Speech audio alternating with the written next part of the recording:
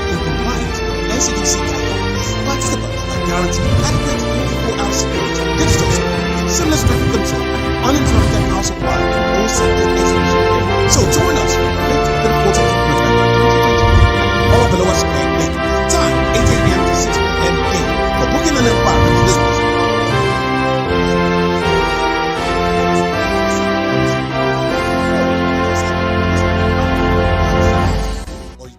to us via our email litf@lagoschamber.com or marketing@lagoschamber.com. litf@lagoschamber.com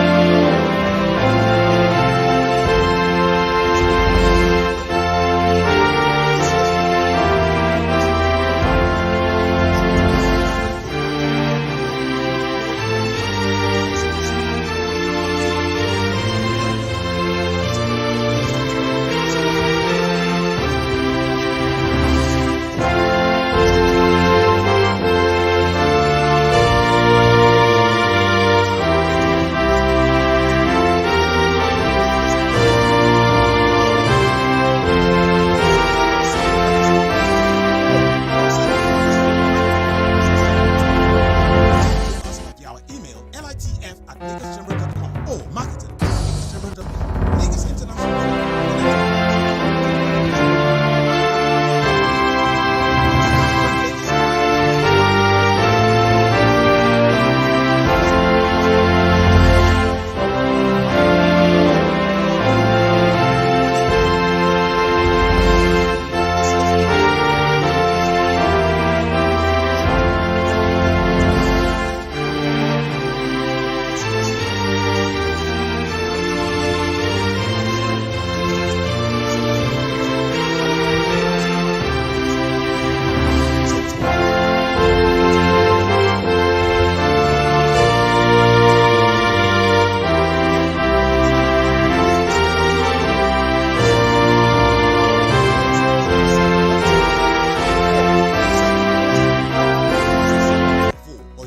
To us via our email litf@lagoschamber.com or marketing@lagoschamber.com. Lagos International Trade Fair, connecting businesses, creating value, powered by the Lagos Chamber of Commerce and Industry.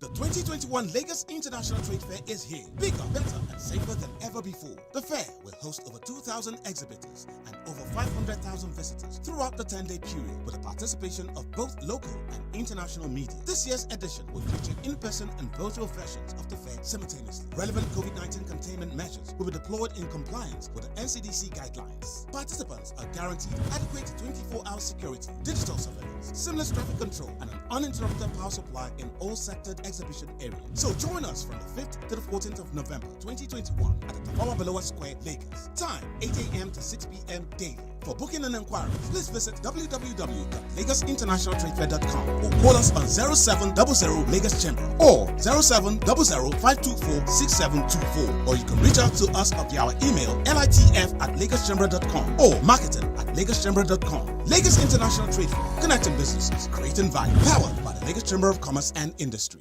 The 2021 Lagos International Trade Fair is here. Bigger, better, and safer than ever before. The fair will host over 2,000 exhibitors and over 500,000 visitors throughout the 10-day period with the participation of both local and international media. This year's edition will feature in-person and virtual versions of the fair simultaneously. Relevant COVID-19 containment measures will be deployed in compliance with the NCDC guidelines. Participants are guaranteed adequate 24-hour security, digital surveillance, seamless traffic control, and an uninterrupted power supply in all sector exhibition area. So join us from the 5th to the 14th of November 2021 at the Tafawa Square, Lagos. Time 8 a.m. to 6 p.m. daily. For booking and inquiries, please visit www.lagosinternationaltradefair.com or call us on 0700 Lagos Chamber or 0700-524-6724, or you can reach out to us via our email litf@lagoschamber.com or marketing@lagoschamber.com. Lagos International Trade Fair, connecting businesses, creating value, powered by the Lagos Chamber of Commerce and Industry. The 2021 Lagos International Trade Fair is here. Bigger, better, and safer than ever before. The fair will host over 2,000 exhibitors and over 500,000 visitors throughout the 10-day period with the participation of both local and international media. This year's edition will feature in-person and virtual versions of the fair simultaneously. Relevant COVID-19 containment measures will be deployed in compliance with the NCDC guidelines. Participants are guaranteed adequate 24-hour security, digital surveillance, seamless traffic control, and an uninterrupted power supply in all sectored exhibition areas. So join us from the 5th to the 14th of November 2021 at the Tafawa Balewa Square, Lagos. Time 8 a.m. to 6 p.m. daily. For booking and inquiries, please visit www.lagosinternationaltradefair.com or call us on 0700 Lagos Chamber or 0700-524-6724, or you can reach out to us via our email litf@lagoschamber.com or marketing@lagoschamber.com. Lagos International Trade Fair, connecting businesses, creating value, powered by the Lagos Chamber of Commerce and Industry.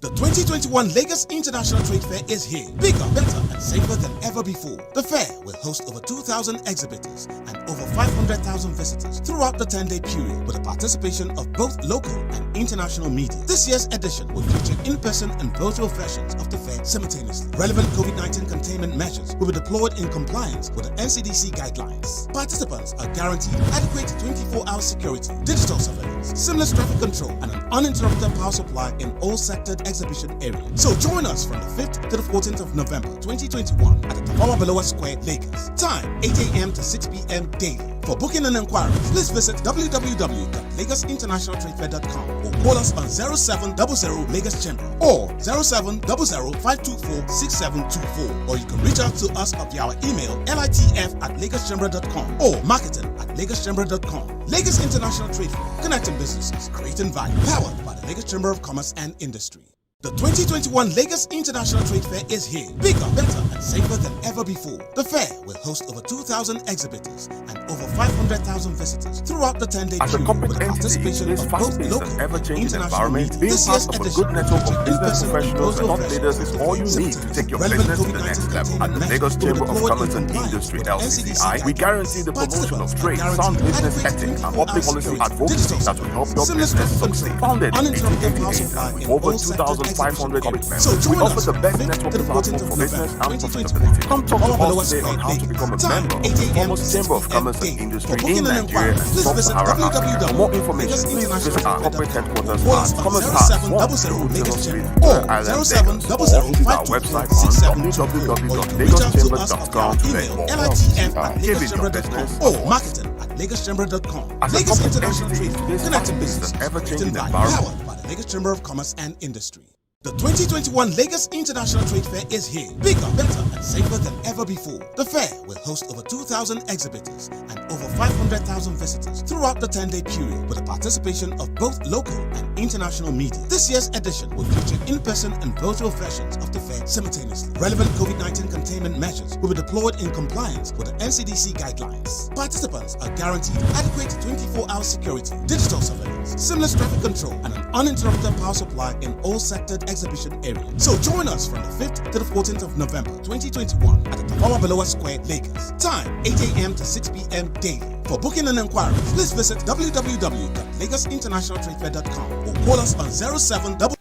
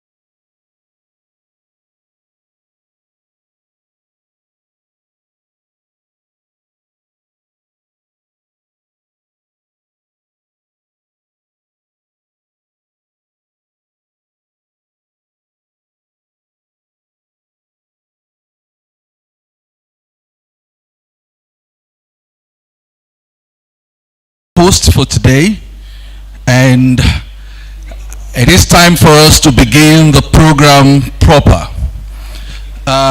About 30 to 45 minutes ago, we ended a session which was the annual gathering of what we call the G4 Summit of the hosting organizations of the OML Management Lecture Series.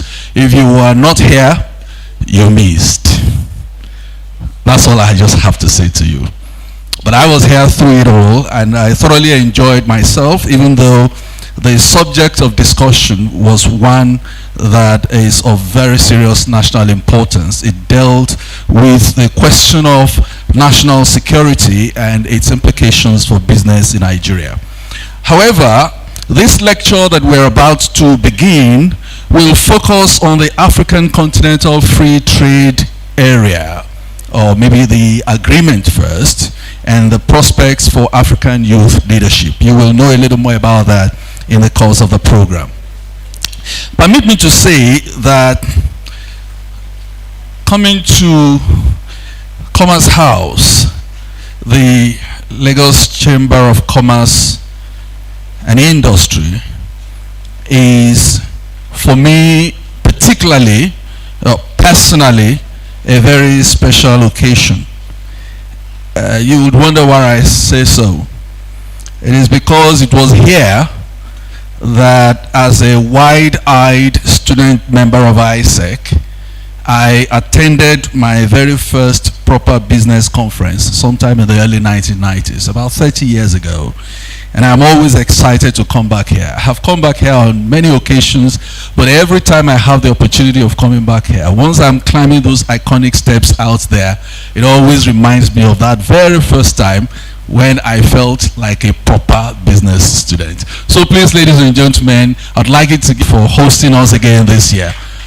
That is not a very warm one. Thank you very much. We really appreciate it. Thank you. So, to begin this program, I would like to, first of all, invite us all, if we're able, to please stand as we listen to the first stanza of the national anthem. I think it will be played and projected on the screen.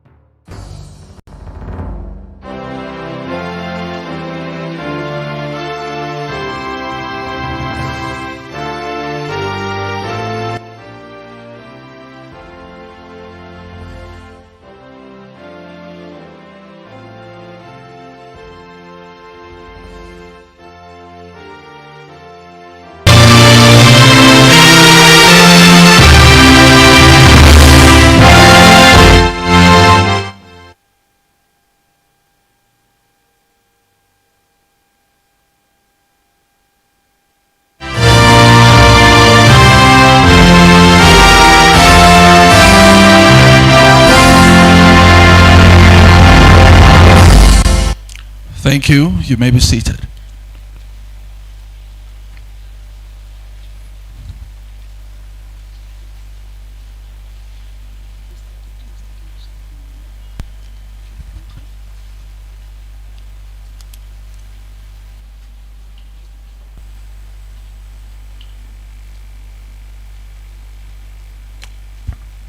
Thank you very much, and you're welcome once again. I made reference earlier on to the very first program I attended in this hall about 30 years ago, and I can assure you that on that day, you could hardly find sitting space.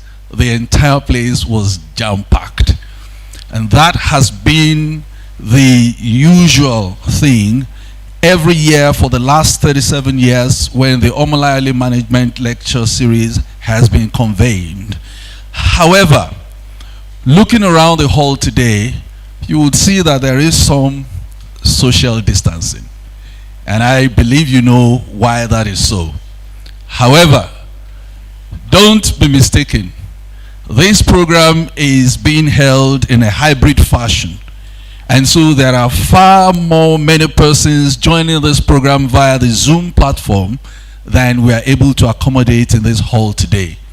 So to all those who are watching us on their various systems in all the different locations that you're at, we want to say welcome to you all, to you also, and thank you for joining us for the Omolayele Management Lecture program for this year. It promises to be a very rewarding time for you and for all of us, because as usual, the Omolayele Management Lecture program is one of the top quality lecture series that has been held consistently in this country for the last 37 years.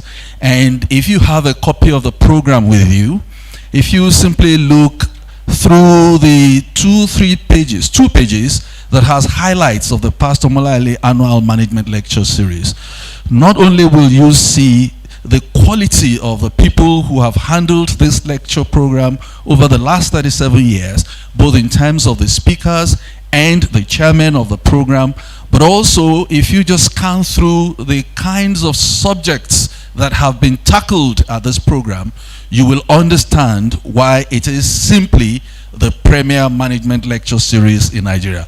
Can I have you give us a round of applause for that?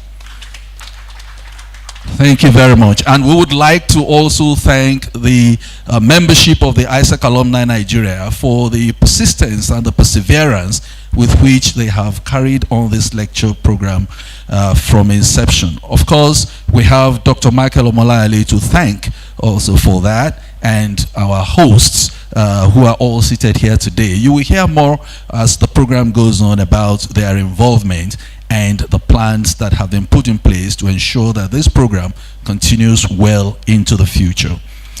So without much ado, I would like to first of all introduce you to those who are taking charge of the program today.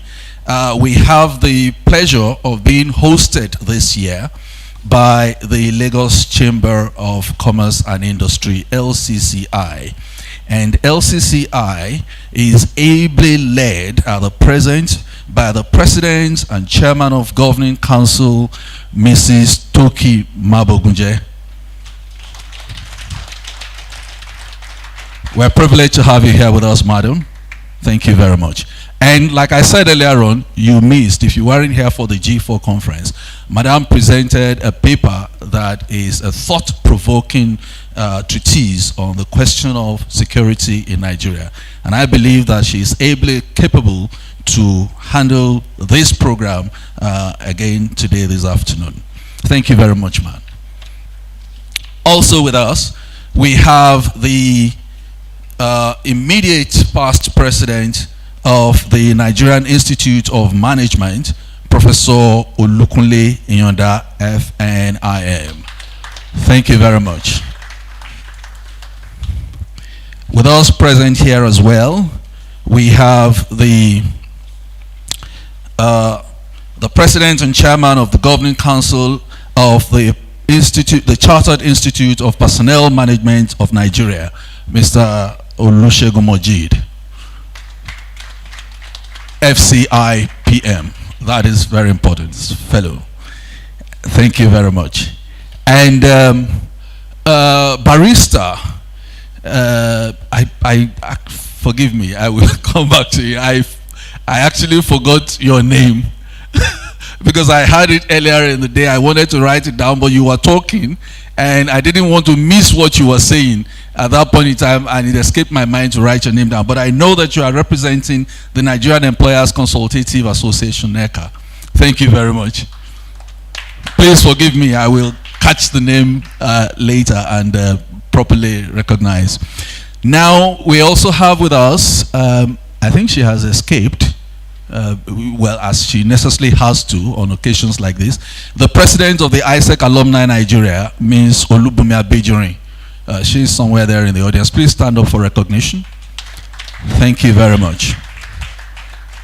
And naturally, as Yorubas say, it is the big masquerade that always comes out of the Igbale last. I do not know the meaning of Igbale in English or the translation of Igbale in English, but those who know it might help me out. The man at whose instance we are gathered here today, as we have for the last 37 years, the doyen of management in Nigeria, Dr. Michael Olawale Omolayole.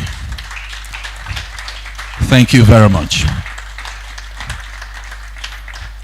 You will notice that there is a name that I skipped, and there is a reason why I skipped that name. It is because that is the man who has been given the unenviable task of stepping into the big shoes of those who have come before him as the guest lecturers at this occasion. I will introduce him properly much later in the program, but suffice it to say that he is the MDCU of the Bank of Industry, Mr. Olukayode Piton. He is with us. Perhaps you might not know it. He also has the distinguished privilege, if I may use that word, of being an alumnus of ISEC in Nigeria. Thank you very much.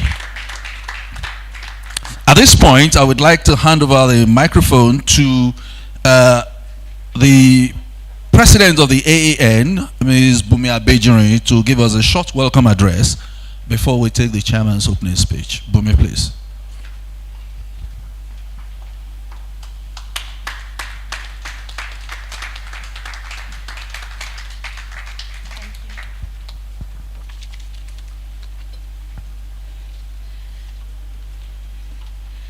I don't know whether to take off my mask or not, but I think I will. Thank you everyone for being here. Good afternoon, our chairman, Mrs. Toki Mabogunje, President of the Lagos, guest speaker, Mr. Olukayode A. Piton, the Managing Director and Chief Operating Officer of Chief Executive Officer of Bank of Industry, BOI, members of the high table, distinguished ladies and gentlemen. On behalf of ISEC Alumni Nigeria, and on behalf of our guest of honor, Dr. Michael O. Omolayole, the OML partners, namely NIM, NECA, CIPM, I am pleased to welcome you all to the 37th Omolayole Management Lecture. This year is a remarkable one for ISEC in Nigeria as we celebrate our 60th anniversary of building youth leadership. And in our midst, I have the president of ISEC in Nigeria, a young leader himself in the person of Felix Bisong. Felix, please rise up for recognition. It is also the second time we are holding a hybrid lecture due to the adaptation of technology in our day-to-day activities, all thanks to the COVID-19 global pandemic. This event is in honor of a man who has shown passionate dedication in pursuit of excellence in business leadership in Nigeria and Africa. Dr. Omolayole has been a leader, a mentor, a trailblazer, and an inspiration to individuals and organizations across Nigeria, too many to count, too numerous to count. He has shown his nation-building capacity by continuously spearheading programs and initiatives that have propelled our indigenous leadership and management economy to greater heights. Indeed, this is proof of the high regard the corporate sector collectively holds Dr. Omolayole, as evidenced in the collaboration between NIM, LCCI, NECA, and CIPM for almost a decade, enabling key stakeholders of high intellectual capacity to analyze and recommend new ideas to benefit business and economic development in our country.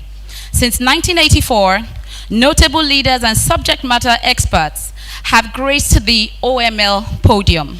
Most recently, Mr. Paul Bededo, former Group Managing Director of Flour Mills of Nigeria PLC, discussed the implications of advancement of technology to the corporate world in the light of the global pandemic and the evolution of human ways of working and living, such as remote working, virtual learning, virtual meetings, among others. So, why are we having this very laudable topic? This year's theme is discussing the role of Africa youth leadership in the Africa Continental Free Trade Agreement area. And we have in our midst none other than the man in charge of the oldest development bank in Nigeria, the BOI, none other than Mr. Olukayode Piton, who is also an ISECA. A round of applause for him. The AFCTA was set up to enhance creativity across the continent in a borderless fashion, access to capital, free movement of goods and services, enabling large-scale industry, small-scale industry to scale up, and most of all, technological development.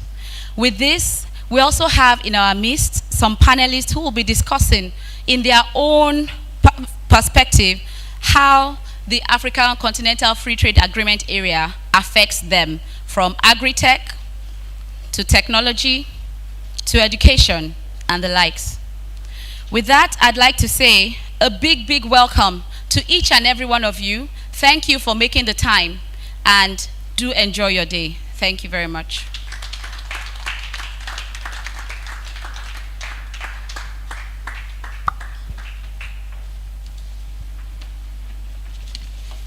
Thank you very much, Ms. Bumi Abijiri, for that warm welcome address.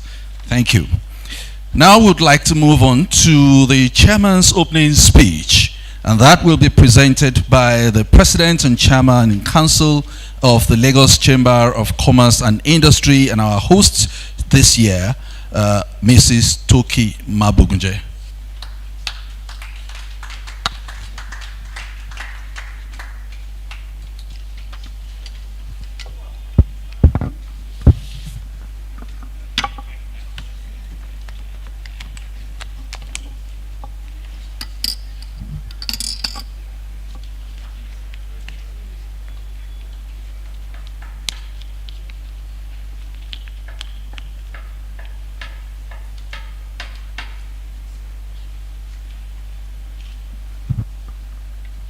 Good afternoon, everyone, and you're all welcome. Our guest of honor, Dr. Michael Omolayole, our guest speaker, Mr. Olukayode Piton, MD CEO, Bank of Industry, and council member of the Lagos Chamber of Commerce and Industry, distinguished representatives from the G4 institutions, officers and council members of the LCCI here present, Professor Yonda, members of the LCCI, gentlemen and ladies of the press, distinguished ladies and gentlemen. I wish to begin by appreciating the legacy partners of the Omolayole Management Lecture for sustaining this annual lecture series, which seeks to promote dialogue on contemporary management and leadership. The discourse has become more relevant and critical to navigating the post-pandemic landscape for business success and sustainability. This year's hybrid edition, which is themed African Continental Free Trade Area, the AFCFTA, Prospects for African Youth Leadership, has an experienced captain of industry, Mr. Olukayode Piton, Managing Director, CEO of the Bank of Industry, as keynote speaker.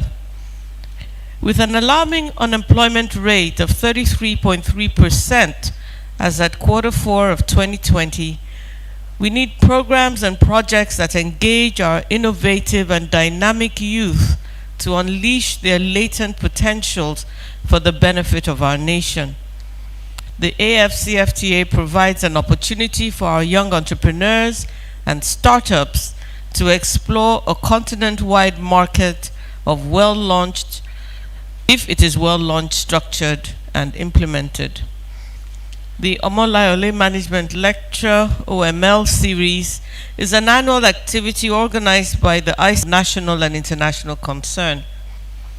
Since 2013, the lecture has been organized in collaboration with the Lagos Chamber of Commerce and Industry, LCCI, the Nigeria Institute of Management, NIM, the Nigeria Employers Consultative Association, NECA, and the Chartered Institute of Personnel Management, CIPM, organizations in which Dr. Michael Omolayole has played significant roles over the years. Distinguished ladies and gentlemen, as you may be aware, the African Continental Free Trade Agreement became operational on January 1st, 2021. The trade treaty marks the biggest free trade area globally in terms of the number of participating countries since the formation of the World Trade Organization in 1995. The agreement was born out of the need to deepen economic integration in Africa, considering Africa's low intra-regional trade volume in relation to other continents such as America, Europe, and Asia. The agreement seeks to eliminate tariffs on 90% of goods, while also enabling micro, small, medium, and large businesses to penetrate new markets and establish strong cross-border supply chain linkages with trade partners. While the takeoff of the AFCFTA should be lauded, much work remains to be done as critical parts of the agreement are yet to be finalized. Several key issues, including schedules of tariff concessions, schedules of service commitments, rules of origin, investment, competition policy, and intellectual property rights, have not been concluded. The AFCFTA has the potential to accelerate socio-economic development of the African continent. A well-implemented AFCFTA will stimulate economic growth, generate job opportunities, and help to facilitate the economic diversification of African economies while ensuring that people, products, and services move freely across the continent. Estimations by the United Nations Economic Commission for Africa, UNECA, reveal that the AFCFTA has the capacity to expand Africa's manufacturing output to $930 billion by 2025 from $500 billion that it was in 2016. The Brookings Institute also sees Africa's economic size rising to about $6.7 trillion by 2030 from $3.4 billion in 2019 on the back of a well-implemented AFCFTA. A successful AFCFTA requires the active participation of Africa's young leaders in the implementation process, which is the rationale for selecting this edition's topic, which seeks to prepare, equip, and put in place machinery that will help the young leaders improve their management dexterity and hone their administrative expertise. There is still a lack of clarity about the type of value addition that must occur within the AFCFTA state party for a product to benefit from tariff reductions. There are pending negotiations at continental level delaying the implementation of the trade agreement. A great deal of sensitization and enlightenment still needs to be done on the implementation modalities. There are also concerns about the adherence of participating countries to the protocols within the AFCFTA framework. Africa's trade narrative, unfortunately, has been challenged by trade malpractices such as smuggling, unilateralism, and violation of trade protocols. Within the context of developing nations, economic integration creates a trade diversion risk in which trade shifts from a lower cost producer outside the continent to a higher cost producer in the African continent. Africa's weak legal and institutional framework is yet another source of concern. We must make a case for a well-structured implementation of the agreement that would easily accommodate young entrepreneurs, startups, and young leaders from all spheres in Africa. Distinguished participants, I would like to thank our key speaker and representatives from NIM, NECA, CIPM, and the ISEC Association for honoring the 37th Annual Omolayole Management Lecture and for your anticipated valuable contributions to the discourse at this lecture. I enjoin us all to engage and let us have an enjoyable time together. Thank you very much for your attention. Thank you.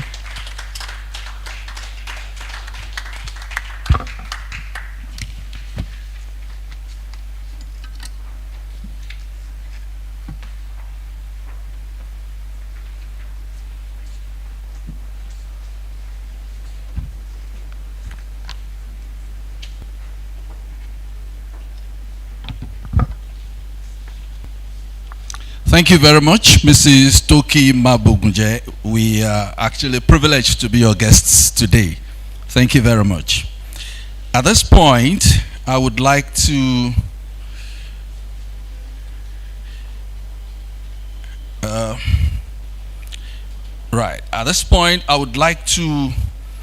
introduce a very special part of our program, which we have brought up front before the main lecture.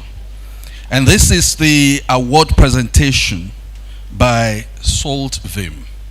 If you scan through your program, you will see a section there that talks about Salt Vim. But I would like to invite someone who would handle that aspect of the program and who would also give you a little bit more of information about Salt Vim. Please welcome Otumba Sheni Adetu.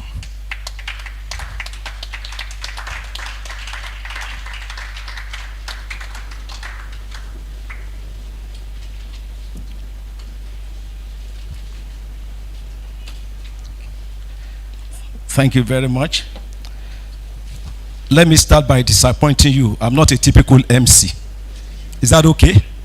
I've just been asked to facilitate this as a past awardee myself. So if I don't crack the sort of jokes that he's been cracking, it's because I'm not paid to be a comedian. But honestly, I'm really excited about the privilege to be able to stand before you and facilitate this, because like I said, under the leadership of our father, Dr. Michael Omolayole, many of us have been beneficiaries of this. And actually, of all the awards, I say to people, while I was serving as MD of Guinness, of all the awards I got, this genuinely is top of the list in my house. So I'm glad that I got that. So I salute you, sir, Dr. Omolayole, sir. Thank you for making this happen. And congratulations for even being alive to witness the 37th Omolayole lecture, management lecture. It's fantastic. I was in his house a couple of years ago when we were, cutting the cake for his 90th birthday. And I'm so happy that at 92 plus, I think, he's here with us physically. I don't think that people should take that for granted, given what we know about Nigeria. I think we should give him another round of applause. Only two other people are recognized, because I don't want to take any more time, because I'm going to rather stand on the existing protocol as we say. But I can't complete this without recognizing another father of us, a very big corporate elephant in the room, Daddy Elder Dr. Felix Ohiwere. Please give him a round of applause. If you need me to introduce him, that means you don't belong to this room. That's the truth. That means you don't belong here. The last but not the least that I want to recognize is the coordinator of the event itself. Baba is very young. And so Baba has been trying to pass this down to somebody who is a younger man. And that's the coordinator of this Salt Vim event. I recognize you, sir, Otumba Lawal Shulani. Kindly stand up for recognition, sir. Please give him a round of applause. I wonder how he gets the energy to do this.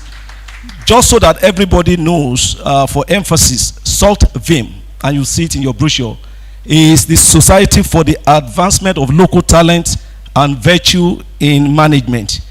To say a little more about this, I'm going to invite the coordinator himself, Otumba Lawal, Tunji Lawal Shulani, to come and tell us in a few minutes what it is about, and then after that we start inviting the awardees to collect their awards. Thank you very much. Otumba Lawal, sir.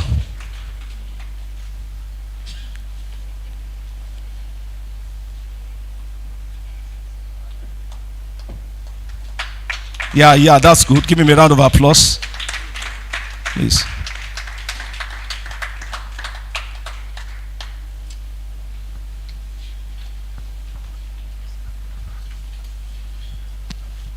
Thank you very much, Chin. My comments will be very brief. The visionary and an exclusive club, of a one-man club of Nigeria corporate world, Dr. Michael Omolayole. I don't think there's anybody like him. They don't make it like that again in this world, in Nigeria, Nigeria. But I will also like to recognize the Dr. Ohiwere. Apart from that, this first time I'm going to take very seriously the saying, all other protocols observed, because, my apology, we have 4 CEOs, first-class brains and corporate gurus in this garden today.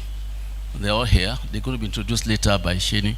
But let me say that I promised them that they're going to start the program at 3 o'clock because they're so busy. A lot of them pull out of themselves out of board meetings to be here, and they'll be here 10 minutes, quarter to 3. So, and I told them they're going to get away by latest 45 minutes. This is COVID time. One of them really, we had to get Papa to agree for her to show up because it has a very strong protocol on COVID.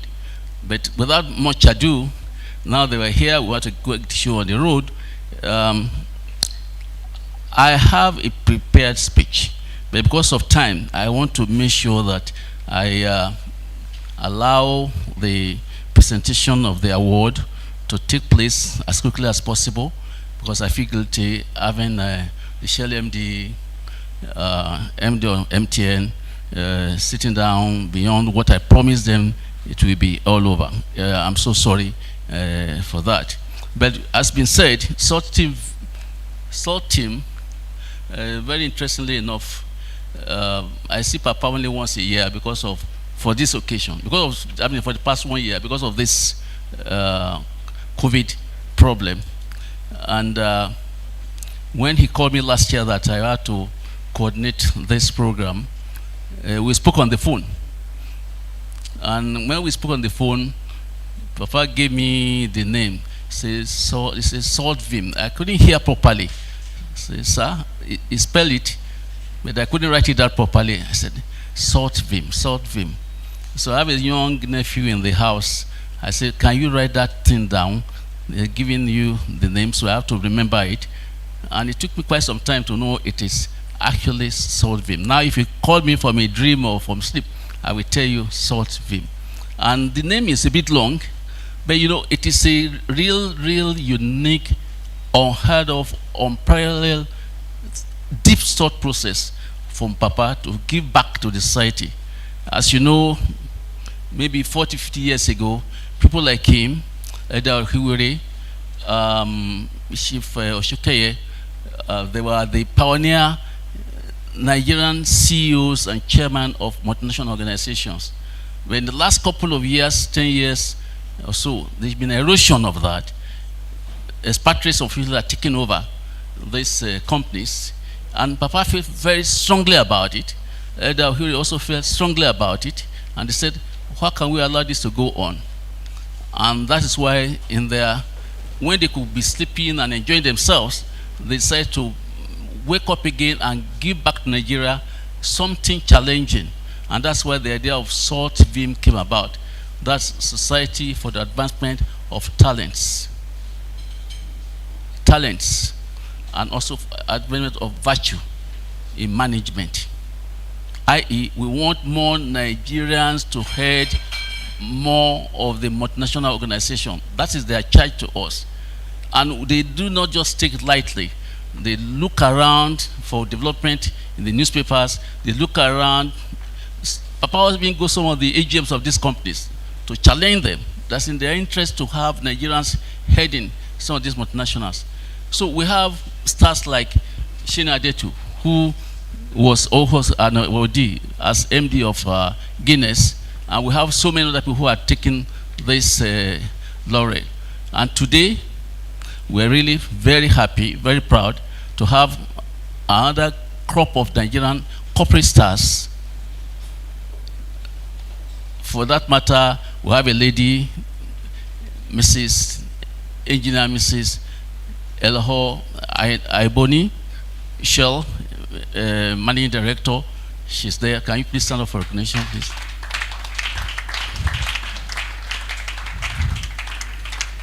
We also have here Carl Toriola, the MD CEO of MTN.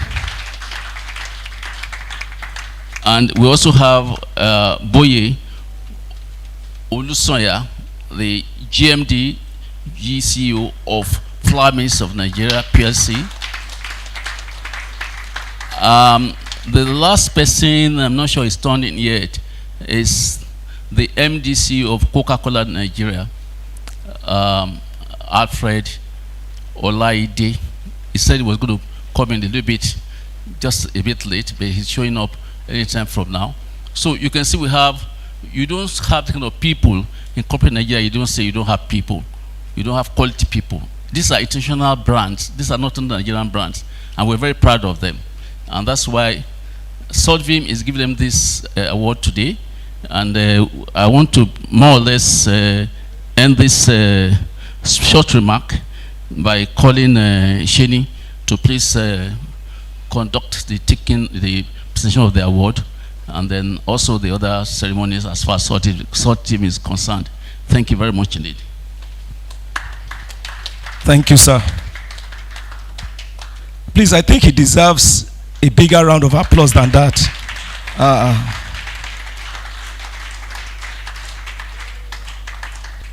I'm not going to lie to you that in the last 1 month, every time he called, I hesitated to pick his call because I knew he wanted to talk about SALT VIM. And I had other matters to attend to. And in fact, one day, I think he sent me a text that it was something else he wanted to talk about. So I picked the call. When I picked the call, he said, I'm going to the house of Elder Dr. Ohiweri. He has said I should drag you there. What did I have to do? I had to go there with him. Please give him another round of applause. He's over 70. This man is doing this. We have to thank God for him. So without much ado, I'm going to call the first awardee to come in here. And it didn't matter if you didn't prepare. Once you are given the award, we allow you to say a few words, very, very short, two minutes, I think, would do.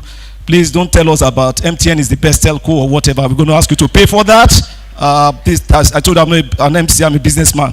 So just keep to your brief in terms of tell us about you and how you see the award, and then we'll move to the next person. The moment you get onto the trail of advertising, I'm a media man.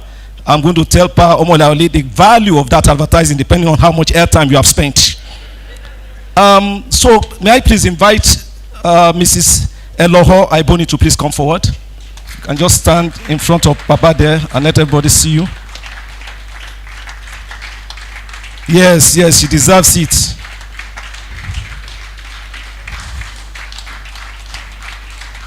Yes, please just stand there while I read. Normally we say ladies first, but on top of that, I can tell you that she was the first of the awardees to arrive. So I am opting to go with her first. Mrs. Eloho Aiboni joined Shell over 19 years ago, during which she has moved from a field engineer to several roles in production operations, project and asset management, operations readiness and assurance, and management of third-party interface across several shell assets in Nigeria and Kazakhstan.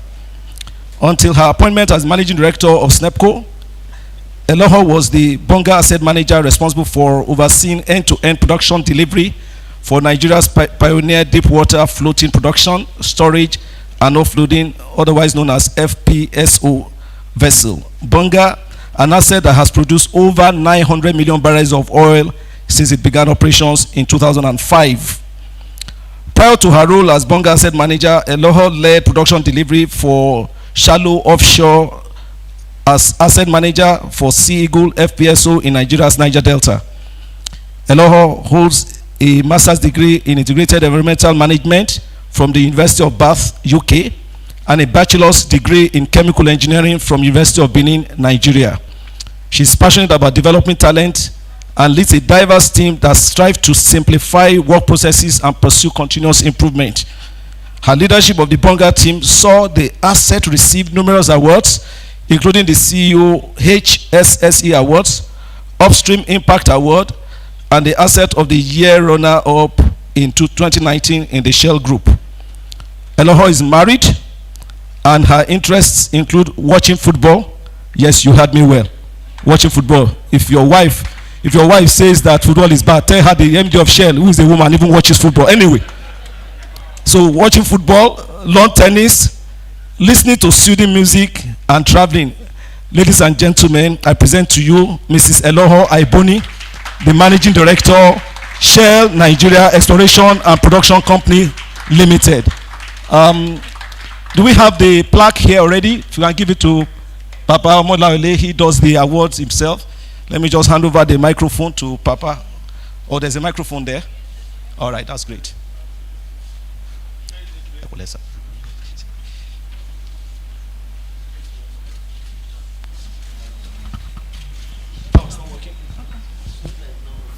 I have enormous pleasure in presenting this. Is it working now?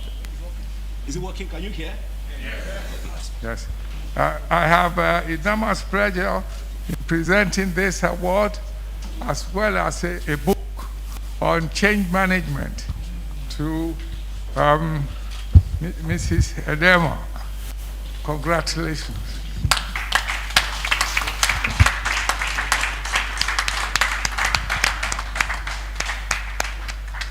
You want to say a few words?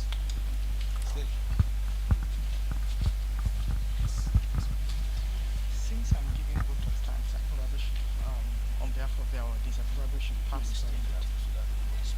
Oh, you changed it. Okay.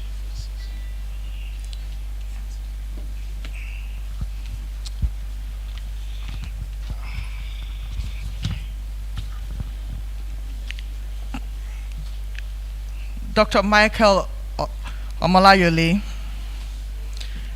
Elder Dr. Felix Ohiweri, permit me to stand on existing protocol. Good afternoon, ladies and gentlemen. I was almost going to say I wasn't going to say anything, but I guess I have no choice at this point. Who am I to stand before elder statesmen, distinguished captain of the industry, renowned boardroom gurus, who have made indelible mark in the sand of time? Mere me before a gathering of virtuous giants. But I'm very humbled that you've offered me your shoulders to stand on, so that like you, I can appear a giant.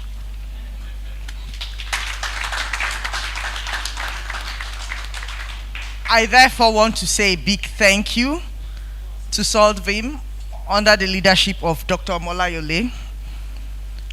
Awards are things that are not short in Nigeria and also in every part of the world.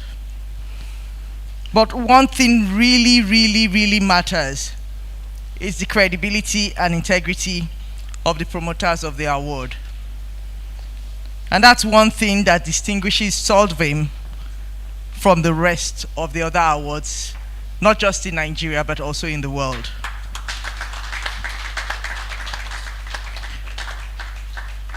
What else can I say? What better reason can I offer for not wanting to miss this grand occasion? As I stand here to give this appreciation, please permit me to use this occasion to say many congratulations to Dr. Omolayole and everyone here today for choosing to recognize 4 of us. We remain ever grateful. The award given to us today is more of a call to duty rather than a reward for virtue. It is a worthy challenge to us as you induct us into this hall of nobility to strive for virtues constantly and unrepentantly in an environment like ours. I have no doubt that we will make you proud as we take up this task. When I look at accomplished business leaders like you all, I think of my future and what I will be remembered for. I hope that one day, just like Dr. Omolayole, I will sit down here at over 92 years to do something similar for young Nigerians with us. And that's the one solid reason that I said I would get out of my house. We've been working from home, and I'll come to this occasion. If he can be here today at 92, what's stopping me? So thank you very much, sir. I really do feel very honored, so that I do not take up so much of everyone's time. I say thank you so much, and I really, really do appreciate this award. Congratulations. Congratulations. She wishes to be like Papa when she's old. But I always say to my wife that if I'm just half as blessed as Baba is, I will be so pleased with my life. Because I mentioned earlier that about 2 years ago I was in his house when he celebrated his 90th birthday. And I saw something I've never seen in my life, in that event. So it was time for him to cut his cake. He insisted that it was one particular knife he was going to use. So I asked him, sir, why this knife? He said, because I have had this knife for 70 years. Knife, in case you are not hearing me. Papa, sir, please, sir, Daddy, am I lying about that, sir? 70 years. I nearly fell apart. I'm not even 70 years yet. There's a knife that is older than me in Papa's kitchen. So to say that you want to be like Papa is huge prayer. Serious prayer. I was asking him about this event. When did you choose the topic? He said, oh, I chose the topic 6 months ago. Some of us would have chosen it like yesterday. Anyway. Well done, sir. The next person I'm going to call actually is my client. So I'm going to take my time in the way oh, by the way, I understand the 4th recipient is here. I've seen him, Alfred. Alfred Ojajide is the Managing Director, CEO of Coca-Cola. You are most welcome. Just to be fair to him, he always told us that he had a board meeting today and that he'll be late. So it's nothing to do with himself. And short of saying, yes, you must still come. That's why I think he's here. So thank you for coming. We know you said you would come about this time. The next person I'm calling is Mr. Omoboyede Olusonya. Please join us here. Please give him a round of applause.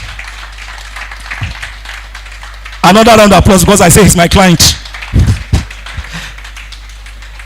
Just so that you know, Boye Olusonya is the Group Managing Director, CEO of Flour Mills Nigeria PLC. For those of you who were here last year, when Paul Bedebo made his speech, he had said that he was on his way out. Okay? And so the man you see before you is the man that replaced him. Mr. Omoboyede Olusonya. Yeah.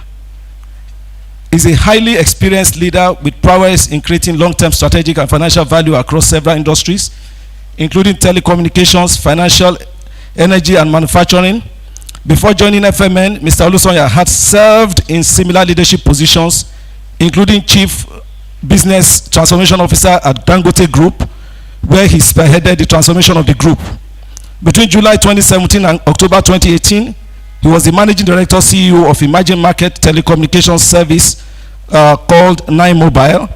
He also serves on the board of directors of Axela, Starside, and OVH Energy. Mr. Olusonya holds a BSc Honors in Civil Engineering from the University of Lagos, the University of First Choice, and 2 master's degrees in Environmental Engineering and Computer Science from the University of Liverpool and the University of Manchester, respectively. Ladies and gentlemen, I present to you again Mr. Boye Olusonya, the Group Managing Director, CEO of Flamis Nigeria PLC. Okay, the award is there already. Papa, over to you, sir.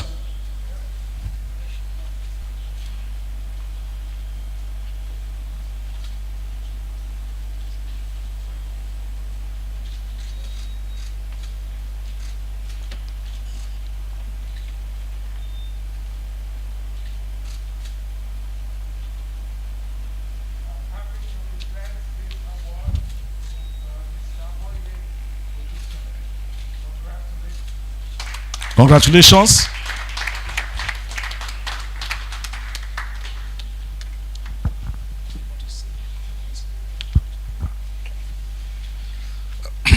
Good afternoon, everybody.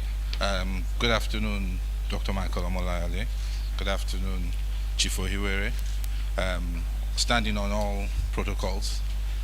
First, I'd like to thank greatly Solvim for considering all of us who have been awarded today worthy of the award. Now, I must confess, I come from a village not far from Dr. Michael Omolayole's village, so I've heard about him from time memorial. And you always wondered how they were such great leaders in those days. Now, having seen how this award has been presented, I can understand what they were doing. For those of you who look at it from a strategic point of view, this is a lovely trap. Normally, you get an award at the end of your service period, so you get rewarded for what you have done. But here you're being rewarded before you have done it, which means you'd better do it.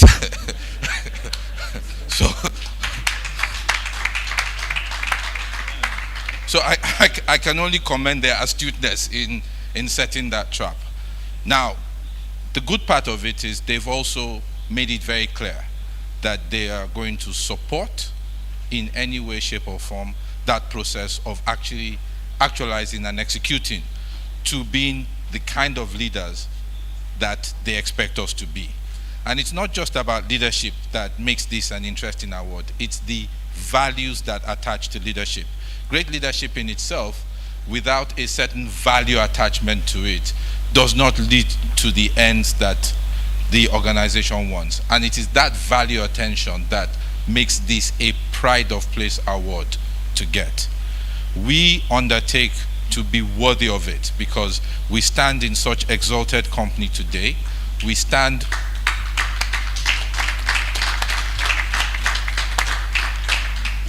with literal giants, people that you only read about and now you try and walk in their shadow. We will make sure that we're worthy of that, and we will call upon you for your support as we embark on this journey. Our aim and prayer would be that in the end, we really make ourselves worthy of the award. Thank you very much. And I also thank you most passionately on behalf of FMN, because this is a recognition of the organization itself, not just the individual. Thank you once again.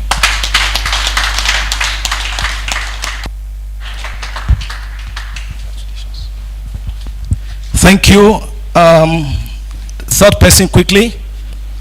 Let me invite to the podium here the Managing Director, CEO of MTN Nigeria, in the person of Mr. Carl Toriola, please.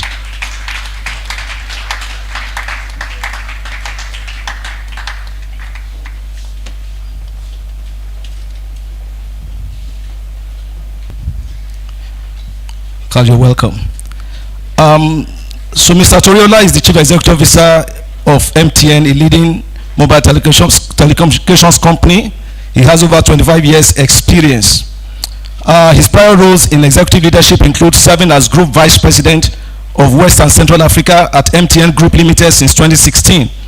He has held many senior roles in MTN, including Chief Technical Officer, Network Group, MTN Nigeria, and Chief Executive Officer, MTN Cameroon. In April 2015, he was appointed as the MTN Group Operating Executive, where he had direct responsibility for 13 MTN subsidiaries in 13 countries, with their respective CEOs reporting to him. And prior to joining MTN Nigeria as the Chief Technical Officer in 2006, he was the Chief Operations/Regional Officer for V-Mobile, now Airtel Nigeria, where he was responsible for its operations.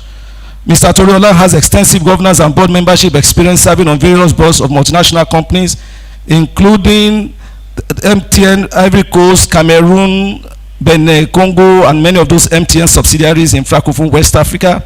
He's on the board of NESG, Endeavor Mentor, Main One Cable Nigeria, and several others. Oh, by the way, including USC of Nigeria PLC. Carl holds a Master of Science degree in Communication Systems from Swansea University, United Kingdom, and Bachelor of Science BSc Honors degree in Electronic and Electrical Engineering from the Obafemi Awolowo University, Ile-Ife. Carl is a fellow of the Nigerian Society of Engineers and a member of the Council of Registered Engineers of Nigeria. He is also a member of the Institute of Directors and Finance for Executives in Singapore. So to cap it all, he's an alumnus of global leading business schools, including London Business School, Harvard Business School, Institute of Management, developed others, having attended various general management and leadership programs in those prestigious institutions. Distinguished ladies and gentlemen, one more time, I introduce to you Mr. Carl Toriola, the Managing Director, CEO of MTN Nigeria. Thank you. Over to you, sir.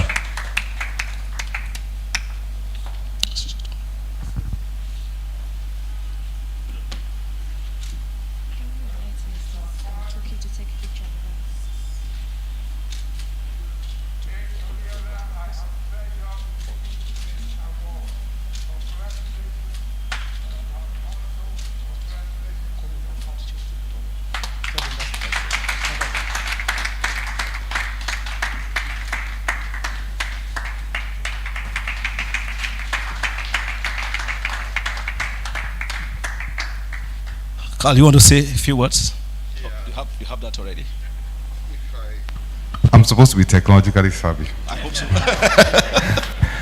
If I may, Dr. Omolayode, Elder Dr. Ehiwere, all the elders of leadership and management in corporate and public sector of Nigeria, thank you very much for all you have done over the past number of years for the advancement of talent in Nigeria and our economy. If I would call us young people like us stand tall, it's because we stand on the shoulders of giants like you that have gone before us. Boye stole some of the comments I wanted to make. You know, I was wondering to myself, on the drive here, and I apologize for being late, I was in a business day forum. I think I came about 5-6 minutes late, and I have to leave early because I'm taking my wife to the airport today. But I was wondering, why am I being given this award? So I thought through my life. So I was born in Ile-Ife, and I attended Staff School, University of Ife, Morimi High School, University of Ife. I entered University of Ife, but graduated from Obafemi Law University because of the name transition. And I thought, is that why they are giving me the award? Because really most of my life education was Ife. And I came to the conclusion, pretty much similar to what Boye said, without discussing it, that this is an award, a recognition, but a trap. As we say in Yoruba, they are telling us, "Malo dojuti wao." So thank you very much, but we also recognize the expectations that you are putting upon us in giving this award. And as I said to Mr. Nona when he asked the question at our AGM, the greatest mark of success, and I'm sure my colleagues in this award will say this, of my tenure when I'm leaving, is will a Nigerian succeed me? That says it all.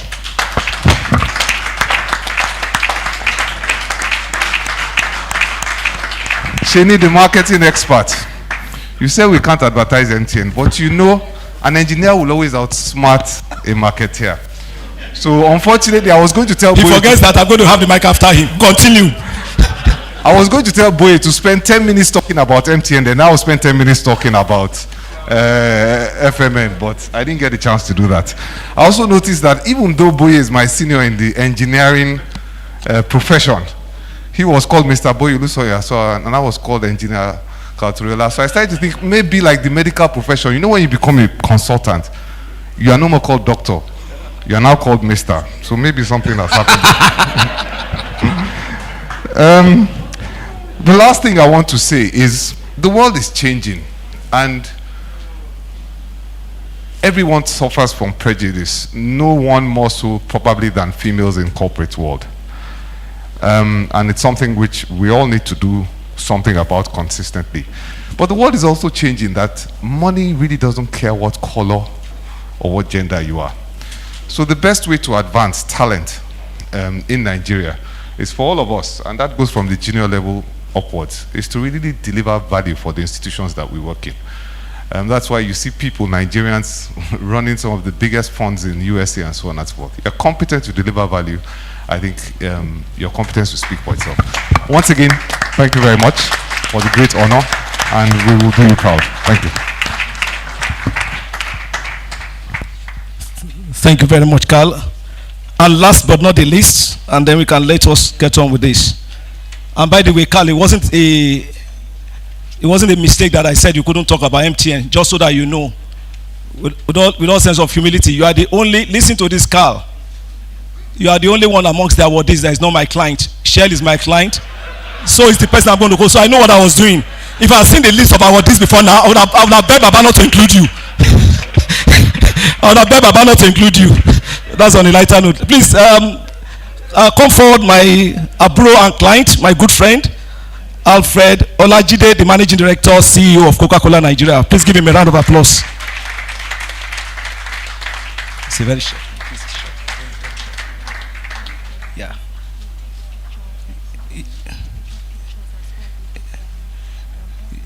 Yeah.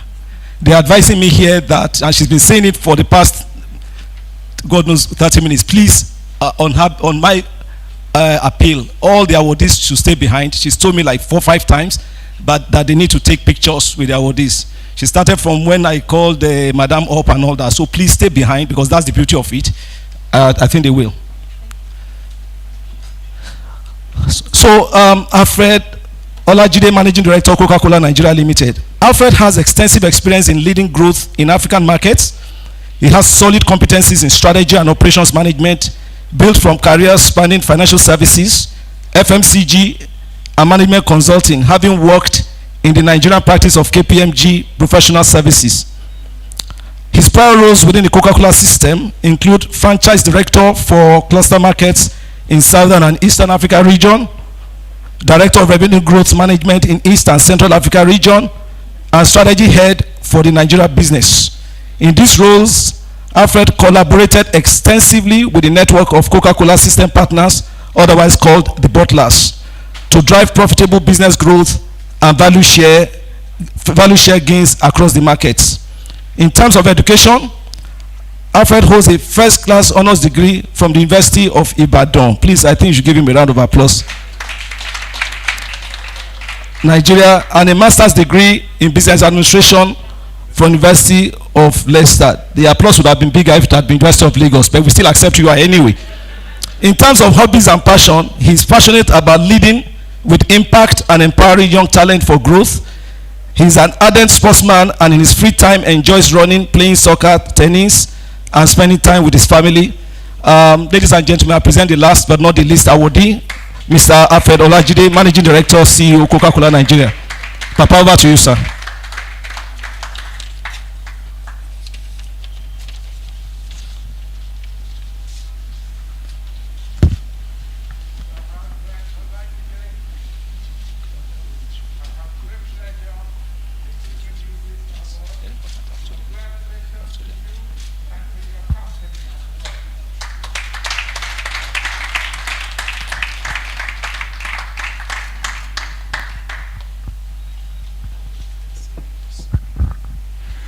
Good evening, everyone. Standing on all existing protocol, I'm just going to speak from my heart, sir. I consider this one of the greatest that value system should be kept sacrosanct. I mean, the country is facing headwinds. We've seen many developments in the socioeconomic space. And if anything is going to go by, it is what the people behind us see us demonstrate that is going to make them believe what they are being told. I mean, the first comment I got when I got in here was, "Whoa, I didn't know you're this young." Yeah, which is a good thing. Okay, maybe not as young as I look, but I think that this responsibility on my shoulder is to make people believe, the teens of today, the young adults of today, that you don't have to live a crooked life to make your mark.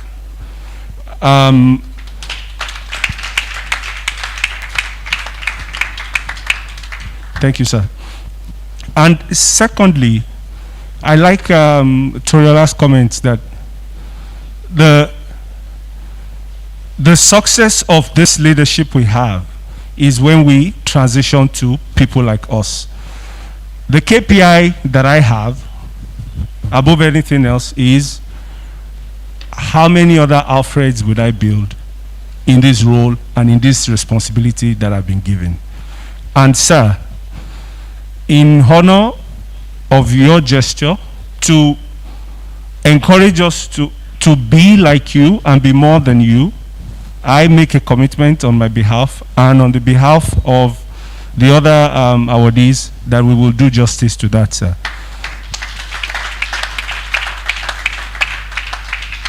We will produce more and more of people like us who will make you proud anytime you hear of the news happening there. Lastly, sir, I'm a Nigerian.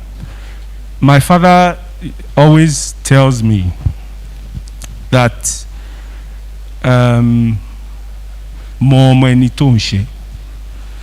it means know where you come from and know whose child you are. We know that we are your children, and we know that we can always count on you. We will be very close to get elderly wisdom, and we're very confident that with all those, we will not derail, and we will fulfill the mandate that you've given us. Thank you so much, sir.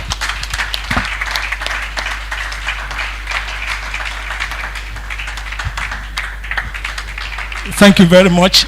Before I hand over the microphone, I've just been told that the MD CEO of Leventis Nigeria has worked in. She was a recipient last year. My Aburo, at least it's good that these new graduates, you know, they are seniors. Shewa, are you around? Please let them see you. She's your senior. She got the thing last year. So welcome. Thank you. Last one, photographs with the chairman, and then I hand over the microphone to the proper MC. And I stop fooling around. Oh yeah, please, can the awardees please come up to the back? Yeah, understand the back of Papa Omolaole. Did you want to join them, Chairman of the please? The PR company that we were using says that pictures are best for photographs in 4s and 5s.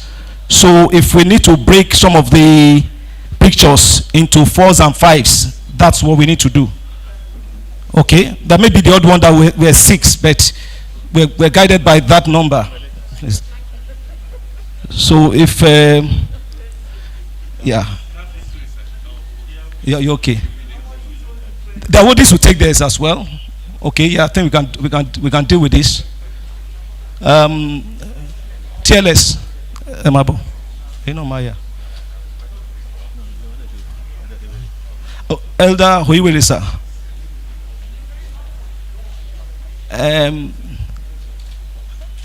Would you be able to come up here? Or okay. All right, you done with that? Then we're going to have Elder Ohiwere join them. Madam, then maybe you're going to step. Madam, maybe you allow Elder Ohiwere to then be there. Oh, without face mask, you haven't taken it. Okay, I'm sorry. So take it, and then Madam would excuse us. We'll put Elder Ohiwere there. Maybe you can sit down here. You can sit. Very good. Okay, sir.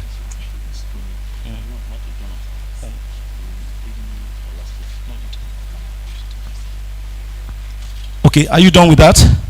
Very quickly. Are you going to get Elder where he is, or he needs to move closer to Papa there? He's there already. You've got him already, right? Very good. TLS.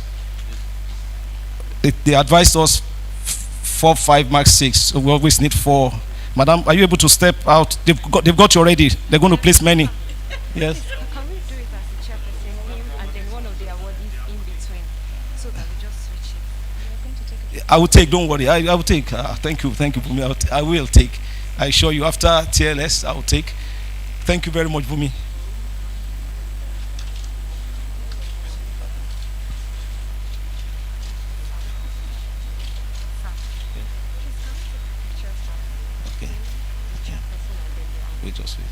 Are you done with that? I'll take, and then we're going to take all the awardees alone by themselves, and then we're good. Thank you.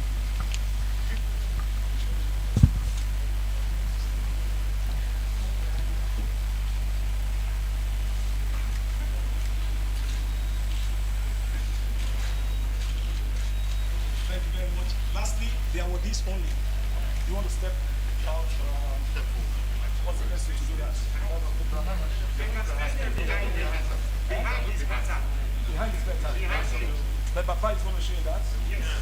Okay, but we also need one for just the awardees. I know why. I won't take them behind and they come forward. I thought they've taken Papa already. I want to use Papa. After the meeting,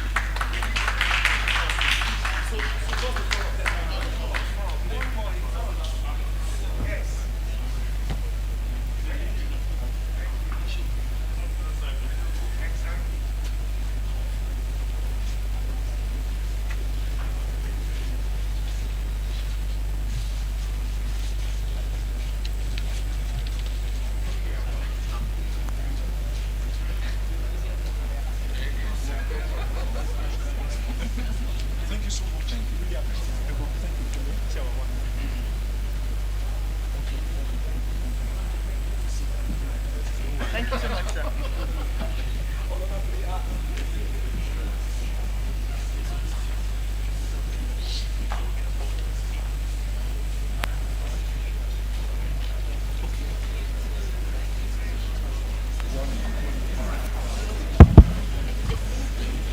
Thank you very much, Mr. Sheni Adetu.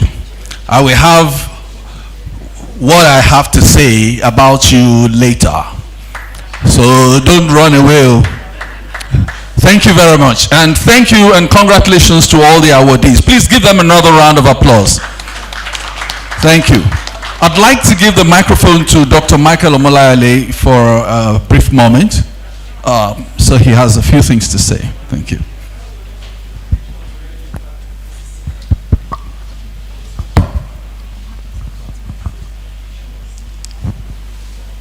Distinguished ladies and gentlemen,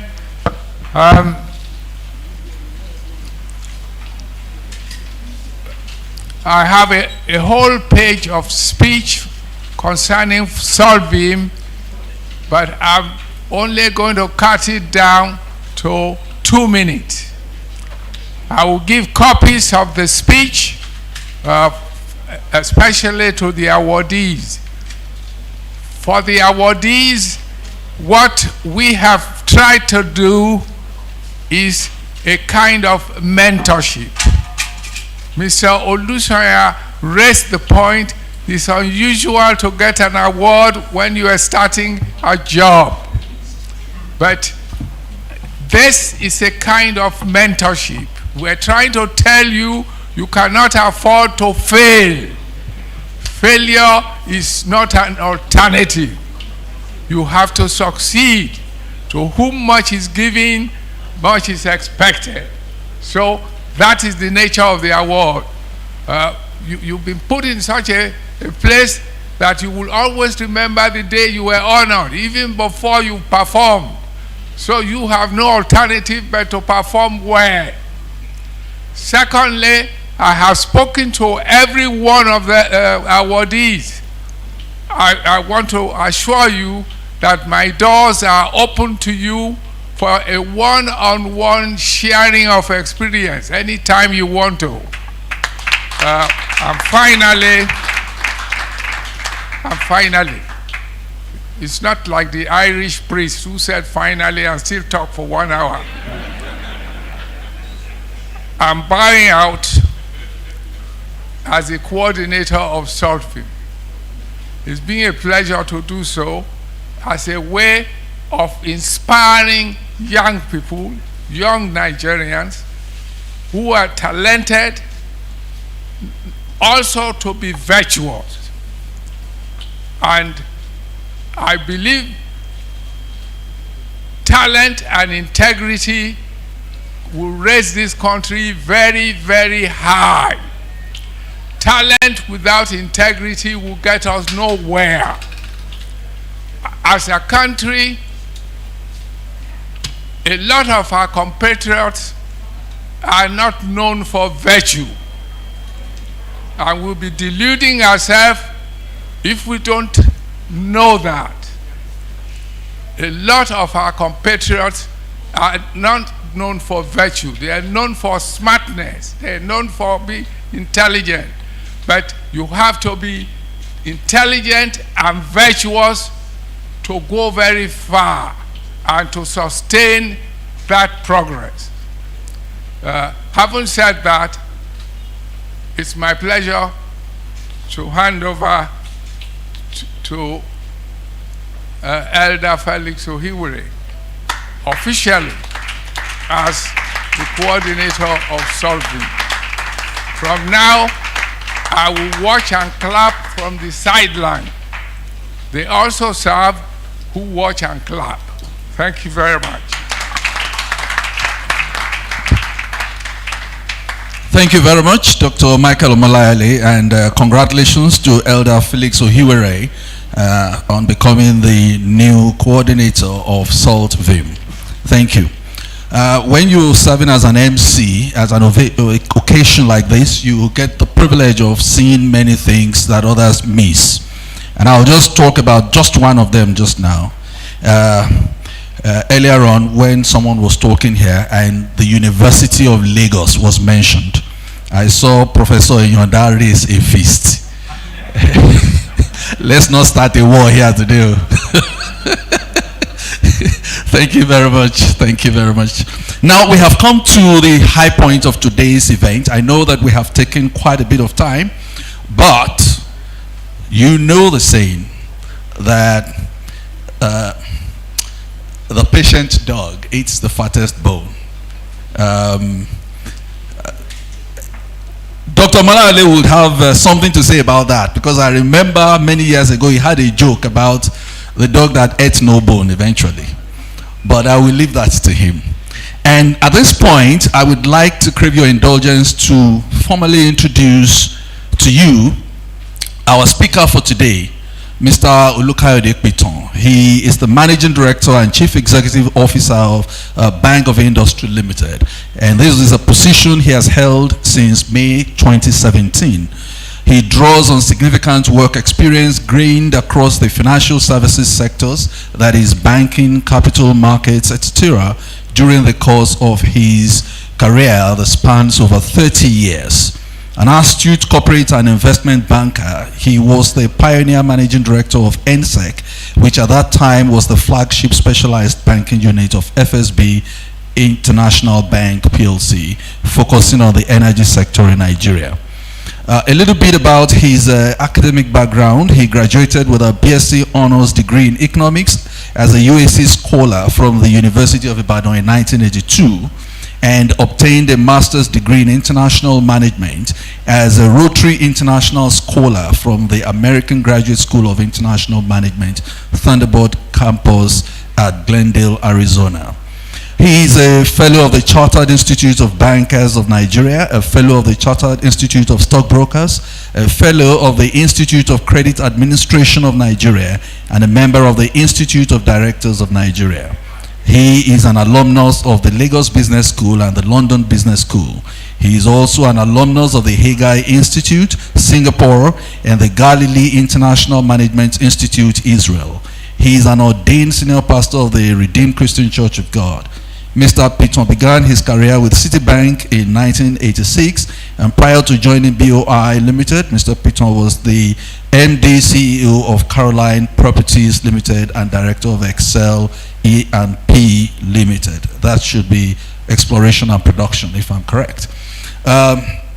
Previously, he held the position of Executive Director of Unity Bank PLC in charge of corporate banking and treasury management, after having served as the Managing Director CEO at First Interstate Bank PLC in August 2004, where he successfully led the bank through a merger with 8 other leading institutions to form Unity Bank PLC. Mr. Piton participated in many innovative transactions in the Nigerian capital market and the international financial market. I think if you look at the profile in the book, you will see the totality of all the things that he has done there. But one very important thing that we must mention, if you look at the last line of his profile, is that he is the chairman of Habitation Hope, an NGO set up by Pastor and Mrs. Folu Adeboye to salvage, transform, and empower the abandoned, hopeless, and homeless street boys and girls living in Nigeria. Simply saying, doing good is good business. So he combines both his corporate work with philanthropic and humanitarian work. I think he deserves a round of applause as we invite him to present the lecture, African Continental Free Trade Area, Prospects for African Youth Leadership.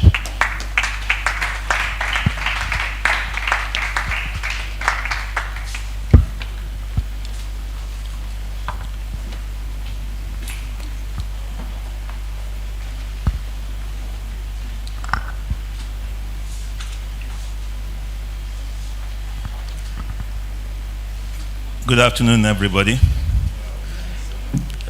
A special good afternoon to our father here,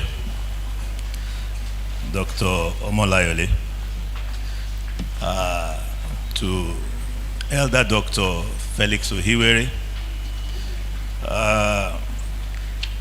President and Chairman of Council, Mrs. Tokima Bugunje, LCCI, the OML partners of Omolayole Lecture Series, NECA, NIM, and the Chartered Institute of Personnel Management of Nigeria, distinguished ladies and gentlemen that are here today,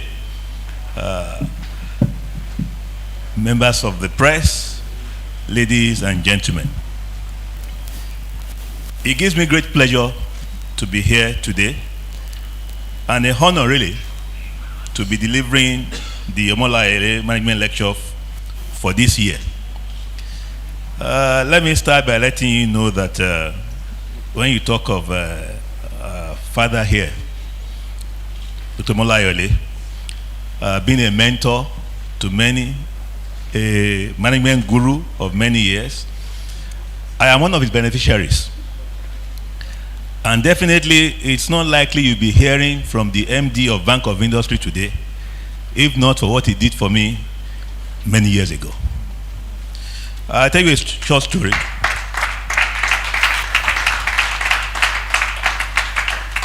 Before I start my lecture. You know, for the youth who are here, I'm happy that there are some students and some ISEC members, because I was an ISEC member myself. For the youth, there's hope if you are willing to work hard and to work honestly. I lost my mother at the age of 4. But I had interest in business. I wanted to make it in management. And so when I entered University of Ibadan in 1979, I said to myself I was going to train and improve myself in management. One of the first lectures I heard was from Dr. Molayole. Then he was the chairman and the MD of Lever Brothers. I remember the lecture he gave us. And he said in that lecture that if you really want to do things differently, you might not have to follow the same path of everybody. And he was joking. He said, for instance, when you write your CVs, all of you, you will write your CVs, you know, on a white paper. He said, why do you have to write your CV on a white paper? And I noted what he said, and I put it down. Not too long after that, UAC came to University of Ibadan. They were going to award a scholarship for just one person in economics, which was my field of study. So I said, let me try what I learned at the lecture. So I wrote my CV on a pink paper. Of course, we had to apply to the Student Affairs Office. They told me what happened later on. So they were going through the CVs of all the students that applied, and somebody said, definitely there's a mad boy here. Why would anybody in his normal sense apply with a pink paper? So they threw away my application, and they kept on looking at the other CVs. Then somebody caught that same CV, said, let us even look at this stupid boy. Whether this boy is qualified, you know, to even apply for the scholarship. And they found out that I did well. So they said, okay, stupid boy, let us even pick him. That was how my CV was picked.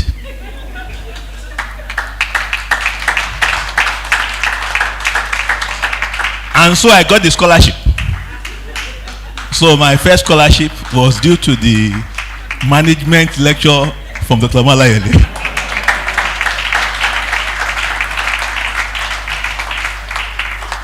So I was a keen follower of what he was doing at Lever Brothers.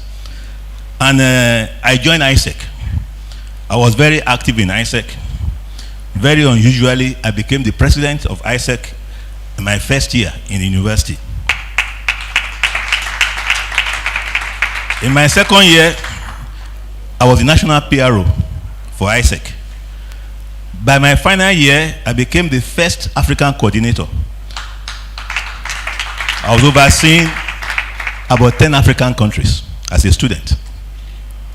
And I remembered that was one of the reasons why when I went for my first job interview at Arthur Anderson, that I actually got the job. I was the only person with a second class upper that was recruited. All my other colleagues had first class. But there were very few people who had a first class who could say that after graduation they had visited over 11 countries and they were coordinating 11 countries as a student. So my CV was exceptional. And so when I did my NYSC, I'm not finished with Dr. Molayole yet. I was applying to go for a master's degree. And I said to myself, I wanted to have recommendations from some of the best minds in Nigeria. So he didn't know me, but from my activities. So I wrote him a letter about 38 years ago. I said I would like him to write me a recommendation for my master's degree in America. I chose 3 people. I chose him. I chose Dr. Bolaji Akinyemi of Nigerian Institute of International Affairs. And I chose Mrs. Francisca Emmanuel, who was at the Federal Ministry of Education. And the three of them replied my letter and wrote me recommendations. So even my scholarship in America, you can attribute part of that to what our father of today did for me 38 years ago.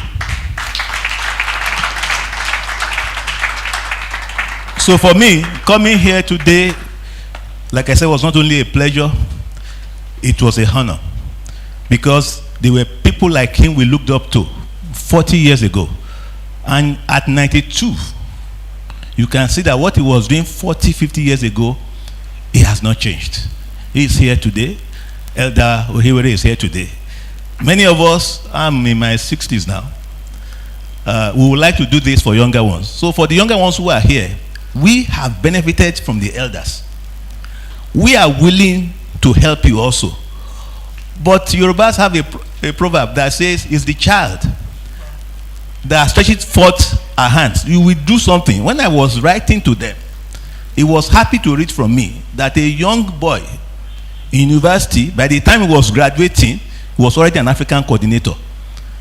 I was very happy when I got his letter on the letterhead of Lever Brothers of Nigeria. Lever Brothers in those days, you know, MTN is a small company. In those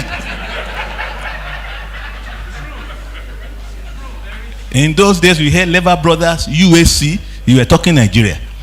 You know, so we thank you, sir. You know, and may God bless you for us. Blessed Ohiwere for us. And we are praying that those who were we don't have too much time. My lecture is actually in the brochure that you have, so I will go through it so that we have more time for question and answer, so that we can save some time. So this lecture seeks to provide an understanding of the African Continental Free Trade Agreement, which commenced on the 1st of January 2021, and the opportunities that can be leveraged by youths in Africa. The paper explores the impact of the trade agreement on Nigeria, as it will create a single market between the 54 member nations of Africa.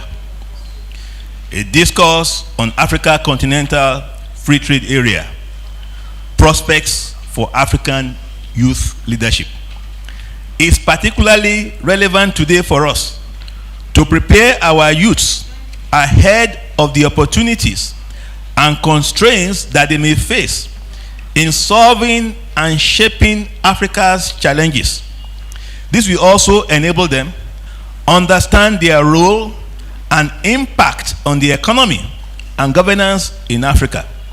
Given the recent events, the COVID-19 pandemic, the resulting recession, our nation's recent return to growth, and the importance of African youth to trade, economic growth, and national development. Introduction to AFCTA.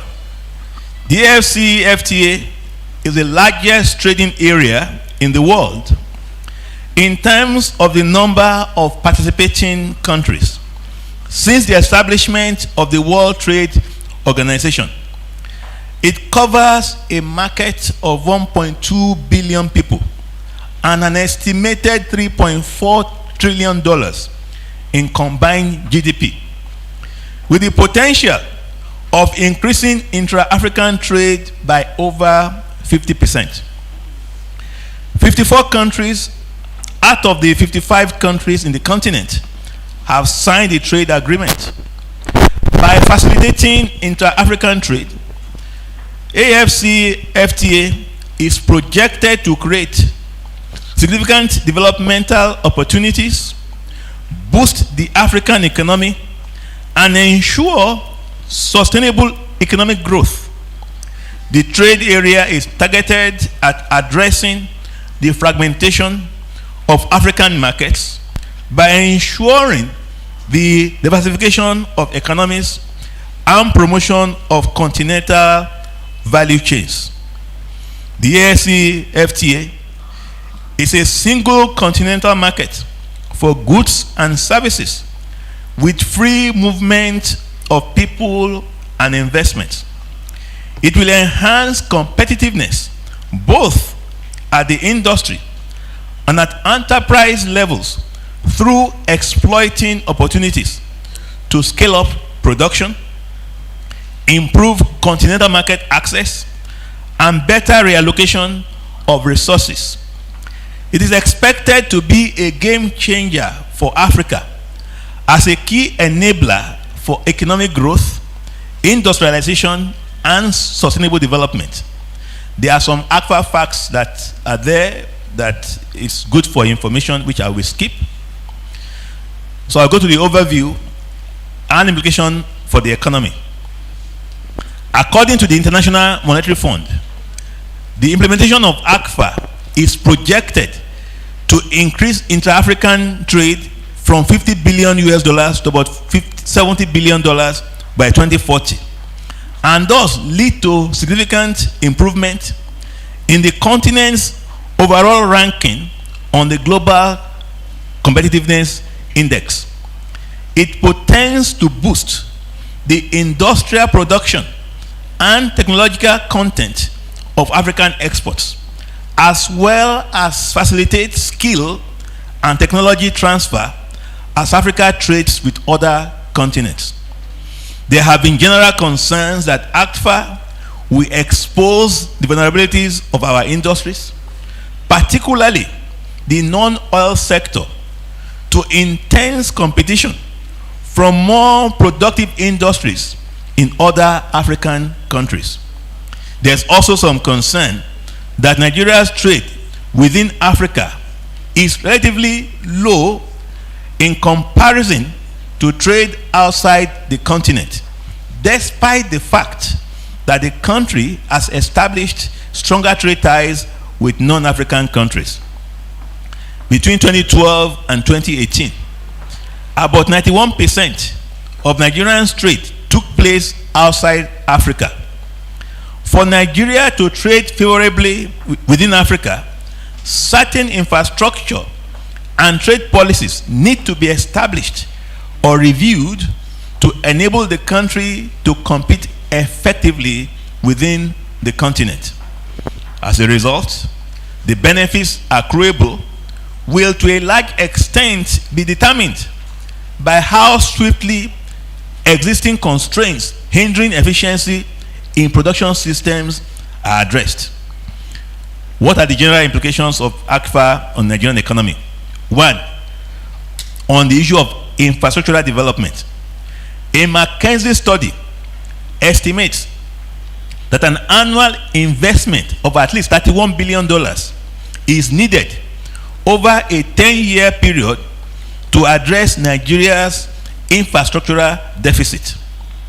Another report also estimated that Africa requires an investment of at least $300 billion to build quality infrastructure to facilitate the free trade agreement.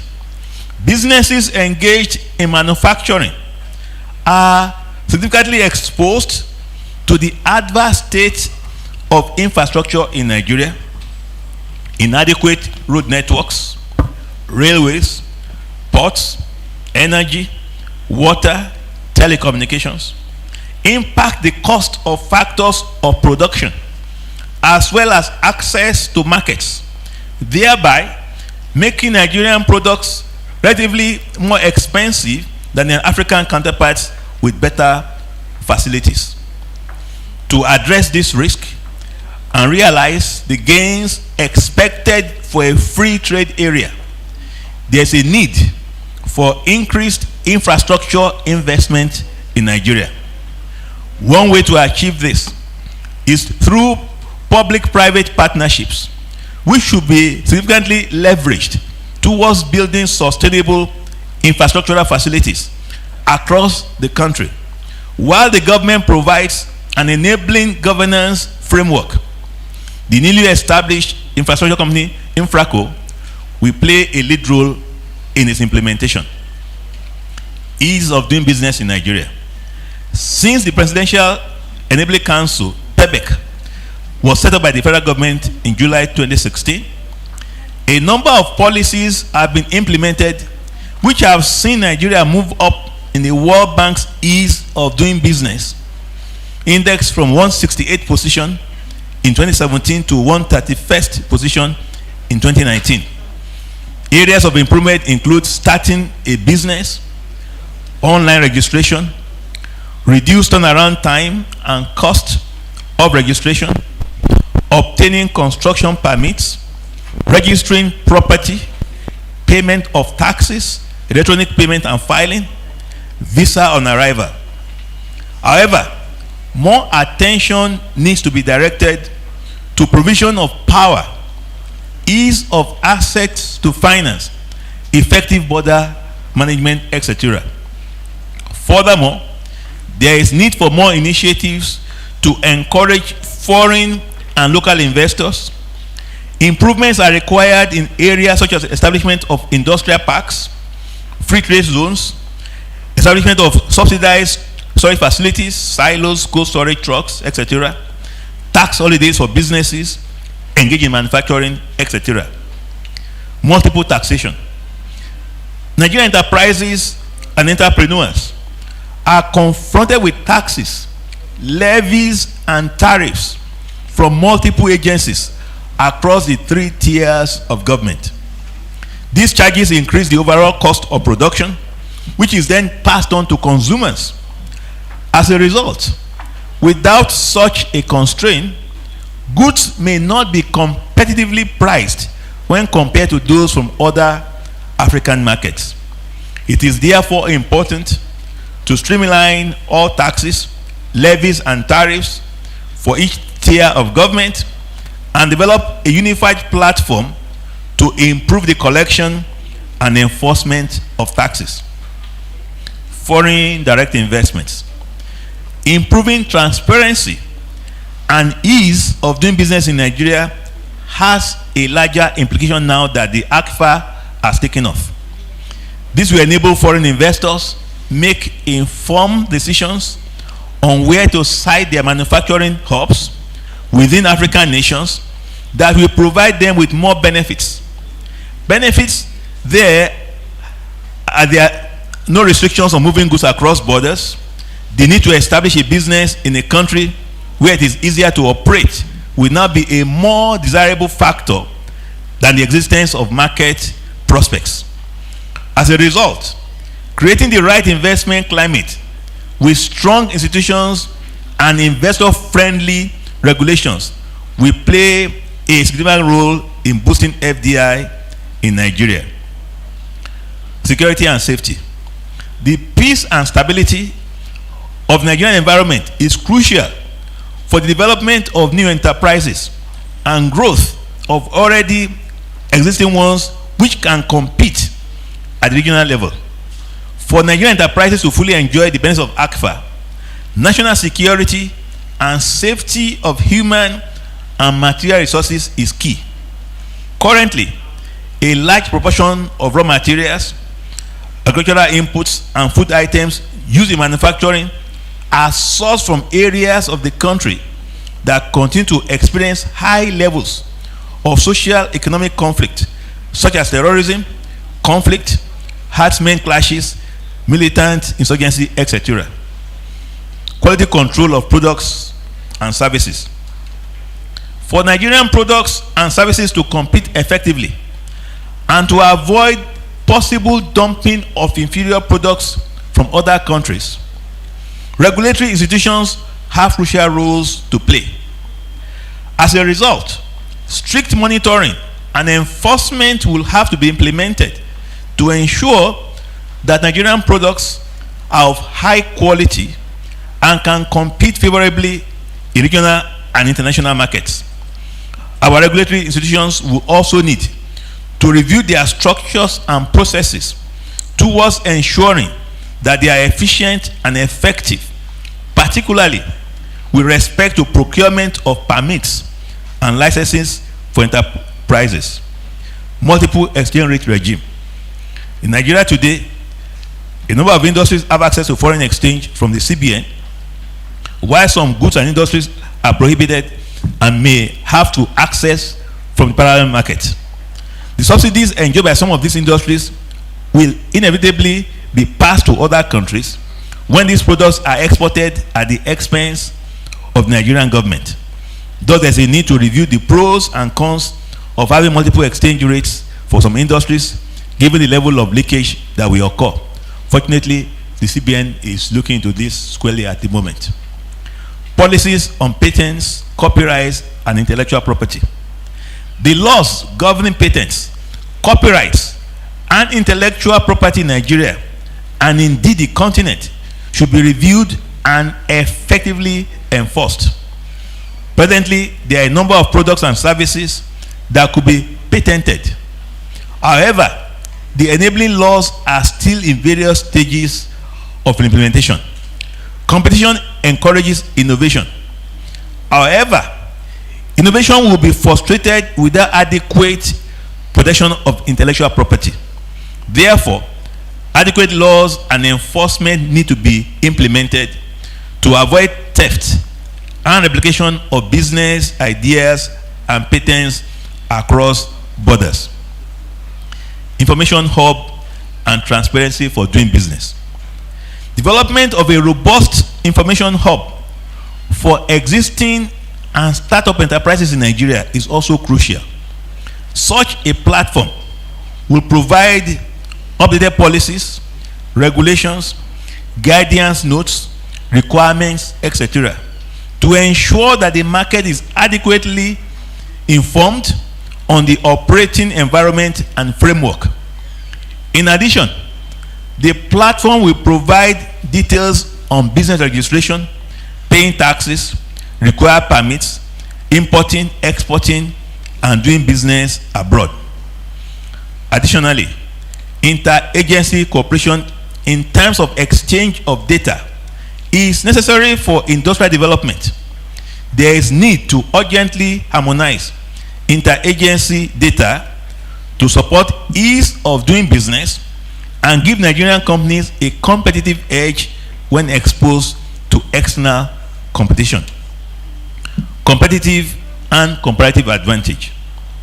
There is need to identify areas of competitive and comparative advantages in key sectors, industries of the economy. This will allow us to compete favorably while addressing other areas that can be improved and leveraged for growth. The implementation of the above recommendations will lead to improvement in economies of scale, efficiency, technical expertise in production processes, domestic productive capacity, improved corporate governance, harmonization of standards, and preferential access to desired market.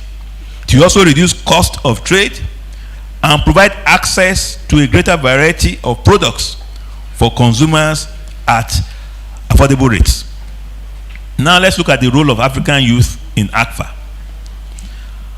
African youth are being called upon to own and take the lead role in the implementation of the ACFA. The African Union also recognizes Africa's youth as the continent's biggest resource.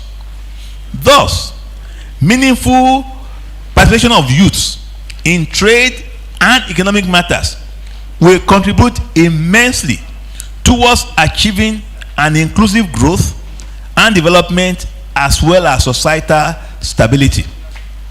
Currently, almost 60% of Africa's population is under the age of 25, and 19 of the world's 20 youngest countries are in Africa.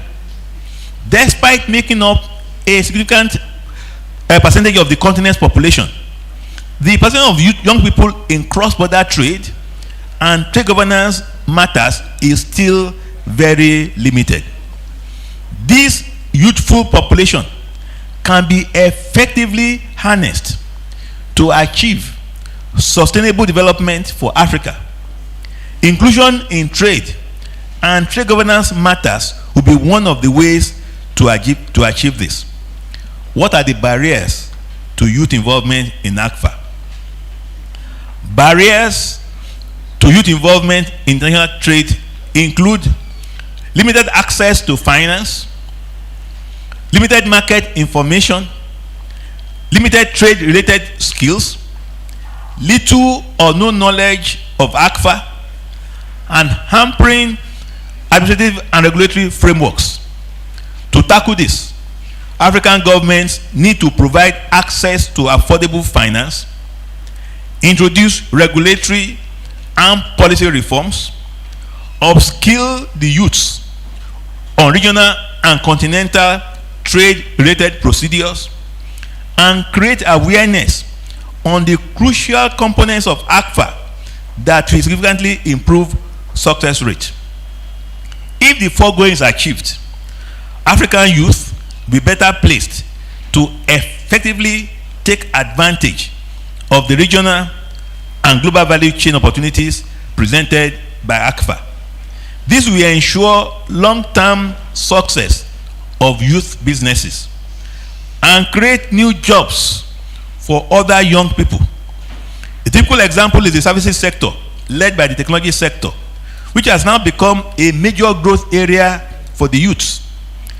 As a result, multiple folds of ancillary jobs can be created, provided the required policy and infrastructure investment are made on the path of both the government and the key private sector players.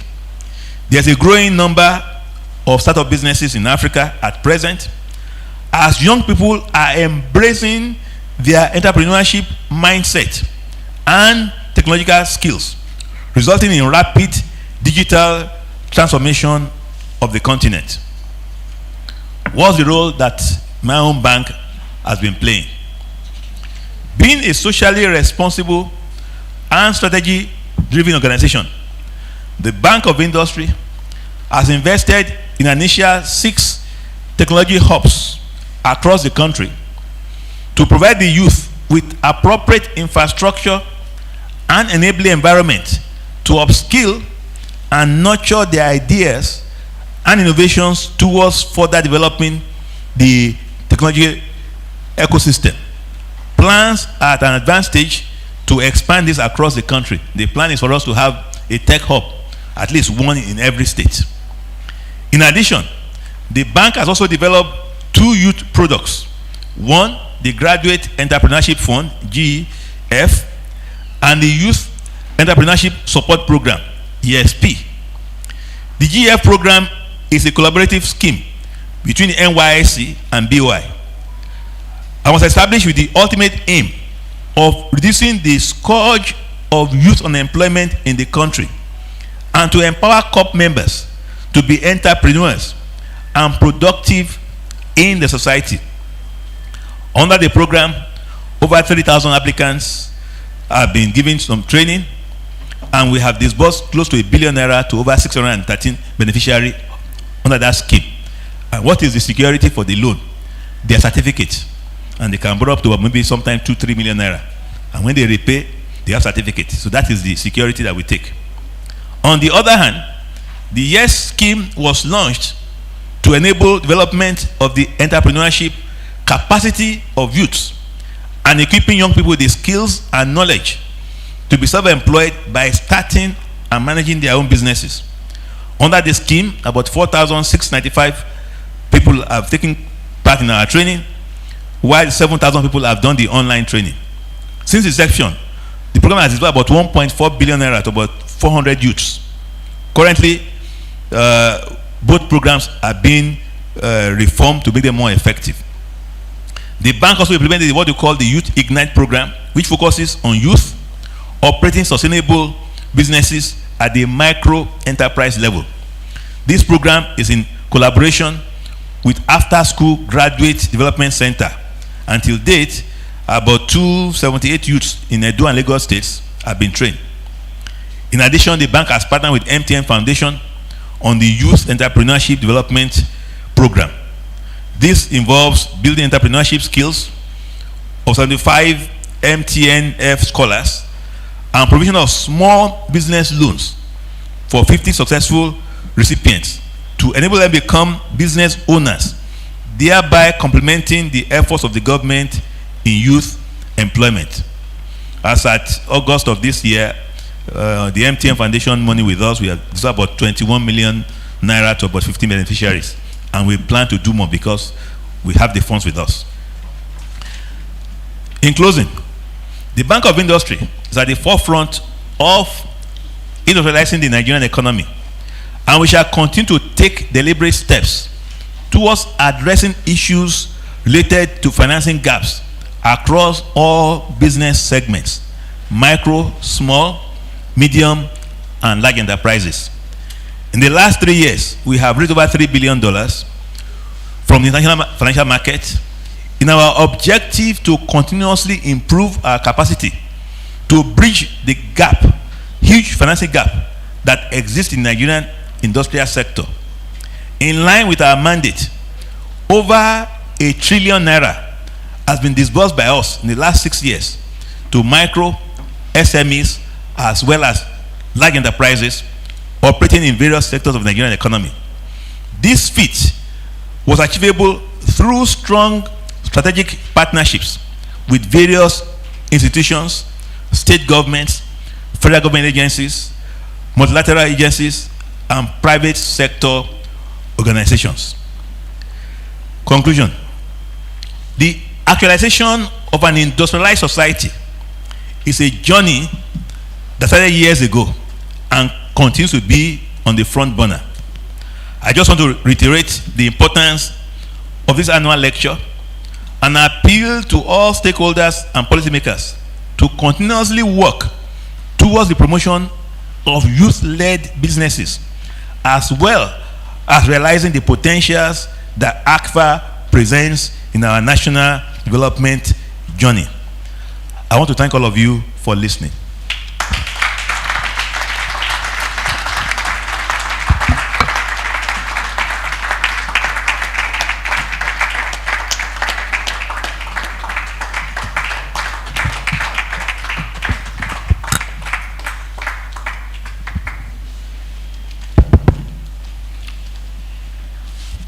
If you were not here for that lecture, you missed.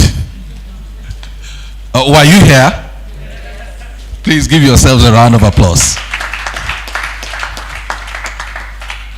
Mr. Kayode Piton, we truly appreciate the impassioned way in which you dissected that subject and brought it to the fore. I, for one, will tell you that the subject of the African Continental Free Trade Agreement has been one that has generated such a huge amount of debate in the country.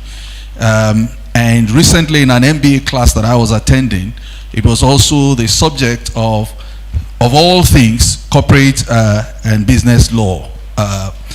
Because there is just so much, that hangs on that agreement, and we can debate it from here till tomorrow, and people have talked about how Nigeria is going to lose out, etc., etc. But thank you very much for shedding light on it and helping us to see the areas where there are prospects which we can tap into. I am not about to begin to discuss that paper because that is not my job. We have a number of panelists that have been selected to also help us to discuss this topic today. Although because we have spent quite a lot of time today, we will love to keep the conversation on it short, and hope that our panelists will just help us to highlight some of the key issues from that subject. Our panelists include Mr. Ayo Bankole Akintujoye, Izzy Akioya, Nneka Uke, and Jimmy Ajayi. You can see their profiles in the documents. I understand that at least 2 of the panelists are here present with us, and the other 2 are going to be joining us virtually online. That is Jimmy Ajayi and Izzy Akioya. So I would like to invite the other 2 panelists who are present, Nneka Uke and Ayo Bankole Akintujoye. Please come forward.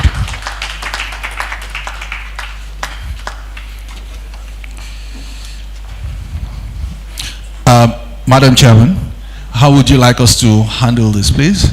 would you want to take charge of this event, the question and answer discussion, or should we just allow our panelists to probably say a few things first before we go into the question and answer? I think you probably go first. Yes.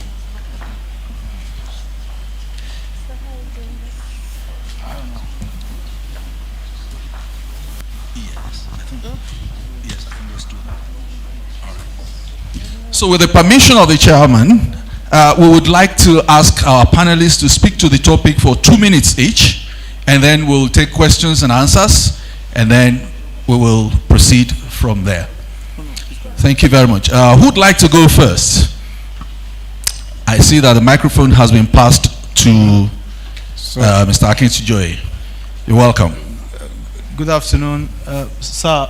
Dr. Omolayole, it is such a great privilege to be here. Good afternoon, ladies and gentlemen. I stand on existing protocols. My name is Ayoba Nkoli Akintujoye. I'm a strategy professional, but okay. I'm a strategy professional, but my focus area, my passion and my approach is going to be. I mean, a lot of SMEs are led by youths. You will be amazed that about 84% of the jobs in this country are provided by the MSME community.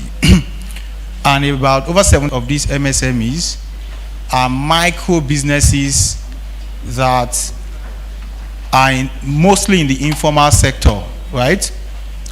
Now, the interesting, and I so much loved the keynote speaker's delivery because there are interesting facts in there.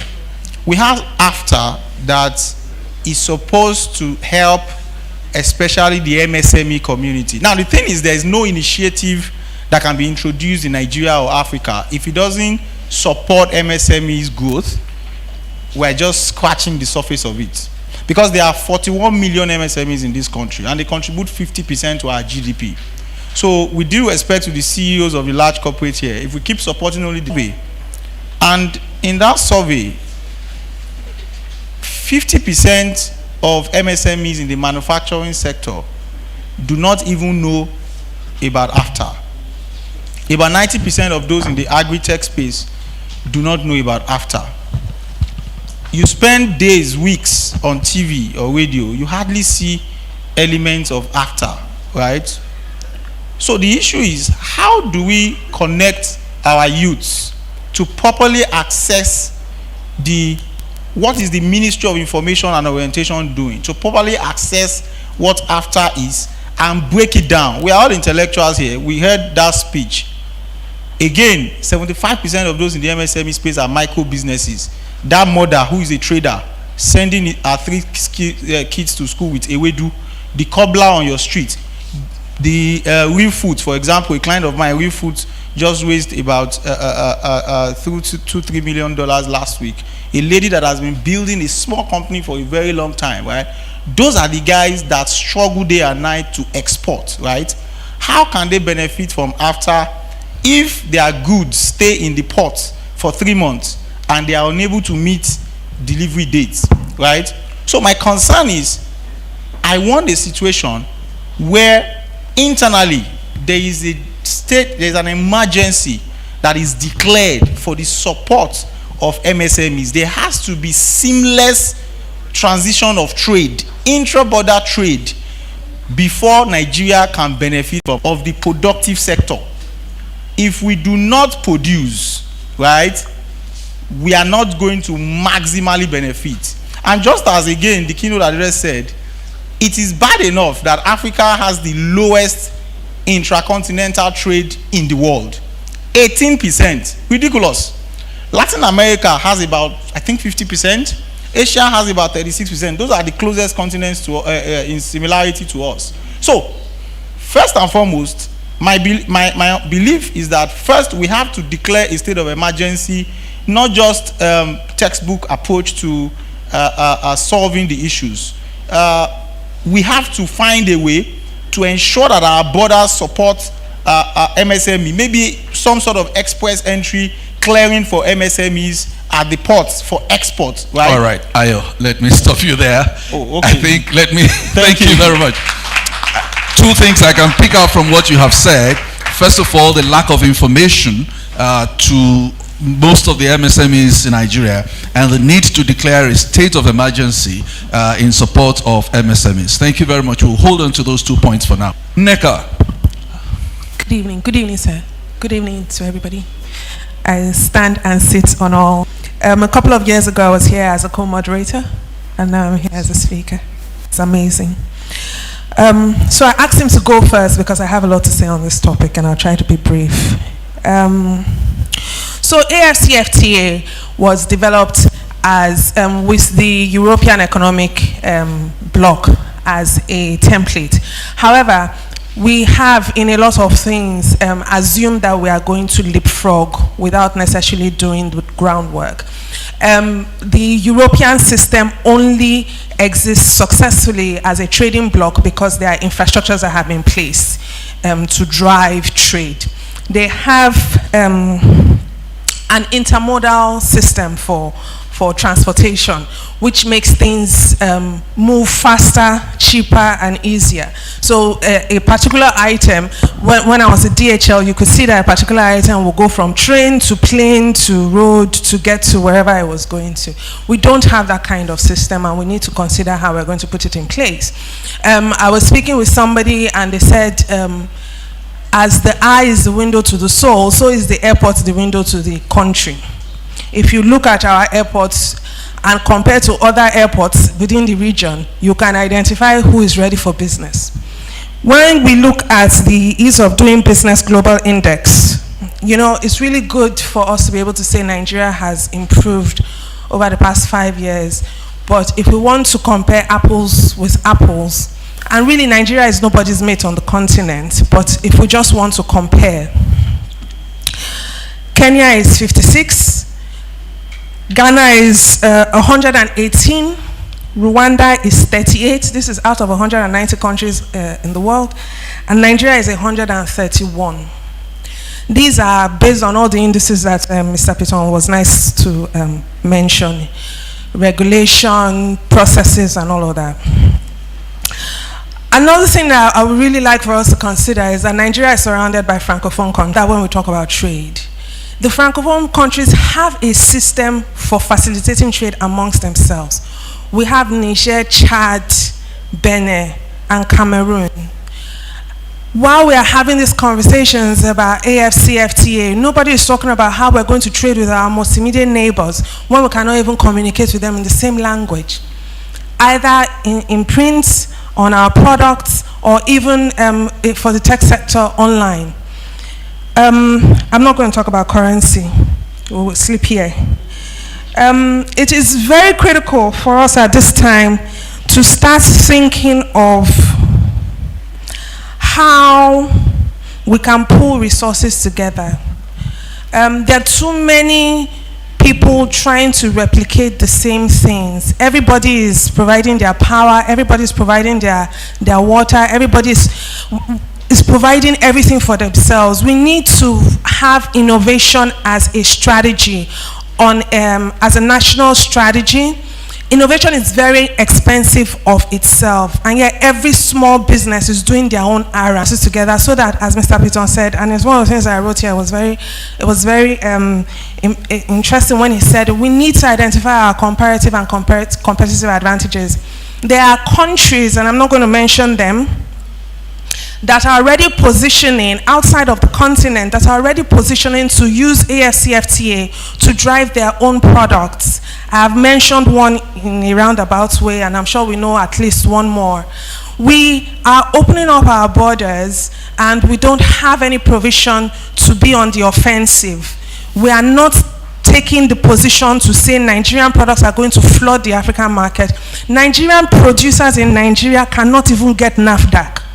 What are the requirements in the countries around us for us to be able to say all the producers in Nigeria of food items, small businesses, this is how you're going to get NAFDAC, this is how you're going to be able to enter Francophone countries, this is how you're going to enter South African countries. There's no roadmap, there's no strategy.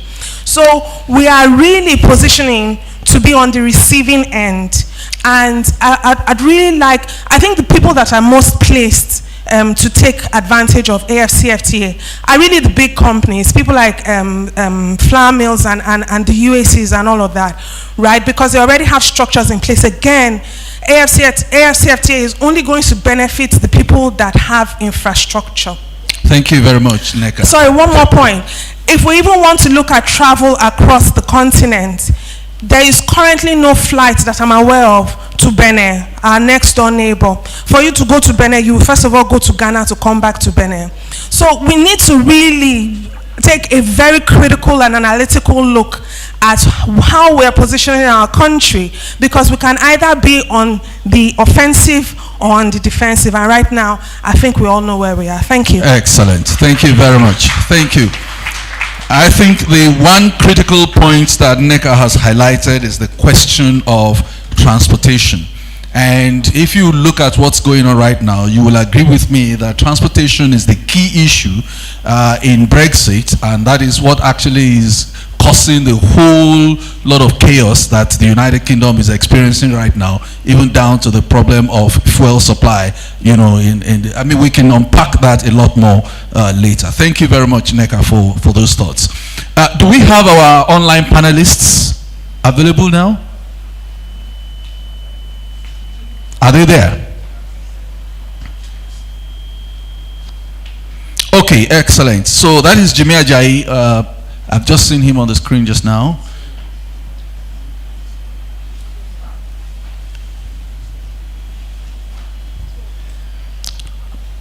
And I think I can see Easy somewhere there as well. Can we have their audio? Easy, good evening.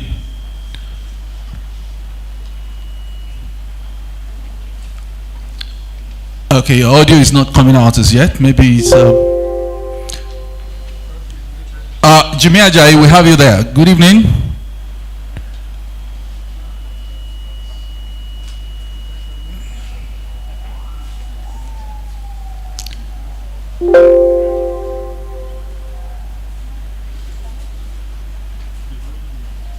He's speaking, but we can't hear him.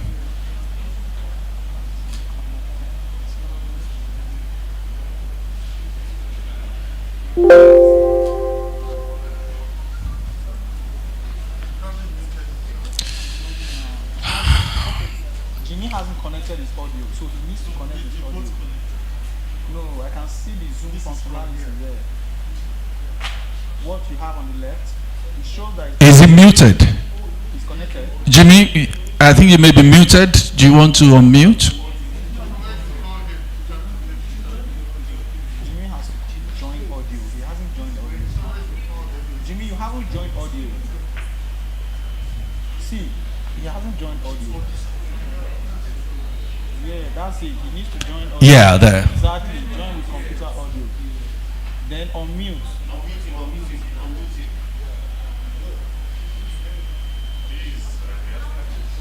Okay. You can talk now.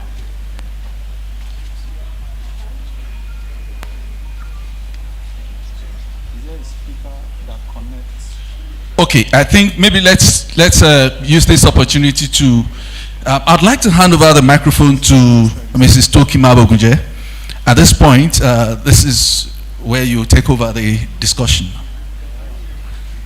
All right, ladies and gentlemen, thank you very much for your time and for being with us up until this time. Time is far spent, so we'll take a couple of questions from the floor that our panelists will address. If I can have a show of hands, if we have any questions at all. So we have the keynote speaker still with us, and we have two panelists here. If anyone has any questions, so you'll say your name, you'll introduce yourself, and you'll direct your question to a specific person. Now we need the microphone to move. Can you throw your voice? All right.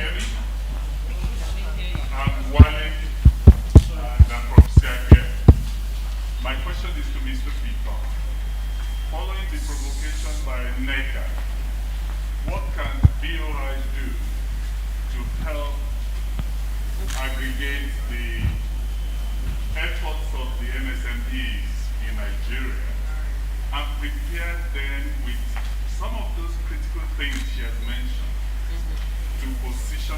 take advantage of AFCTA? Thank you. Thank you. That's a really great question. Thank you. Any other question from the floor before I hand the microphone over? Yes, ma'am, Miss Alofe. Yes, please.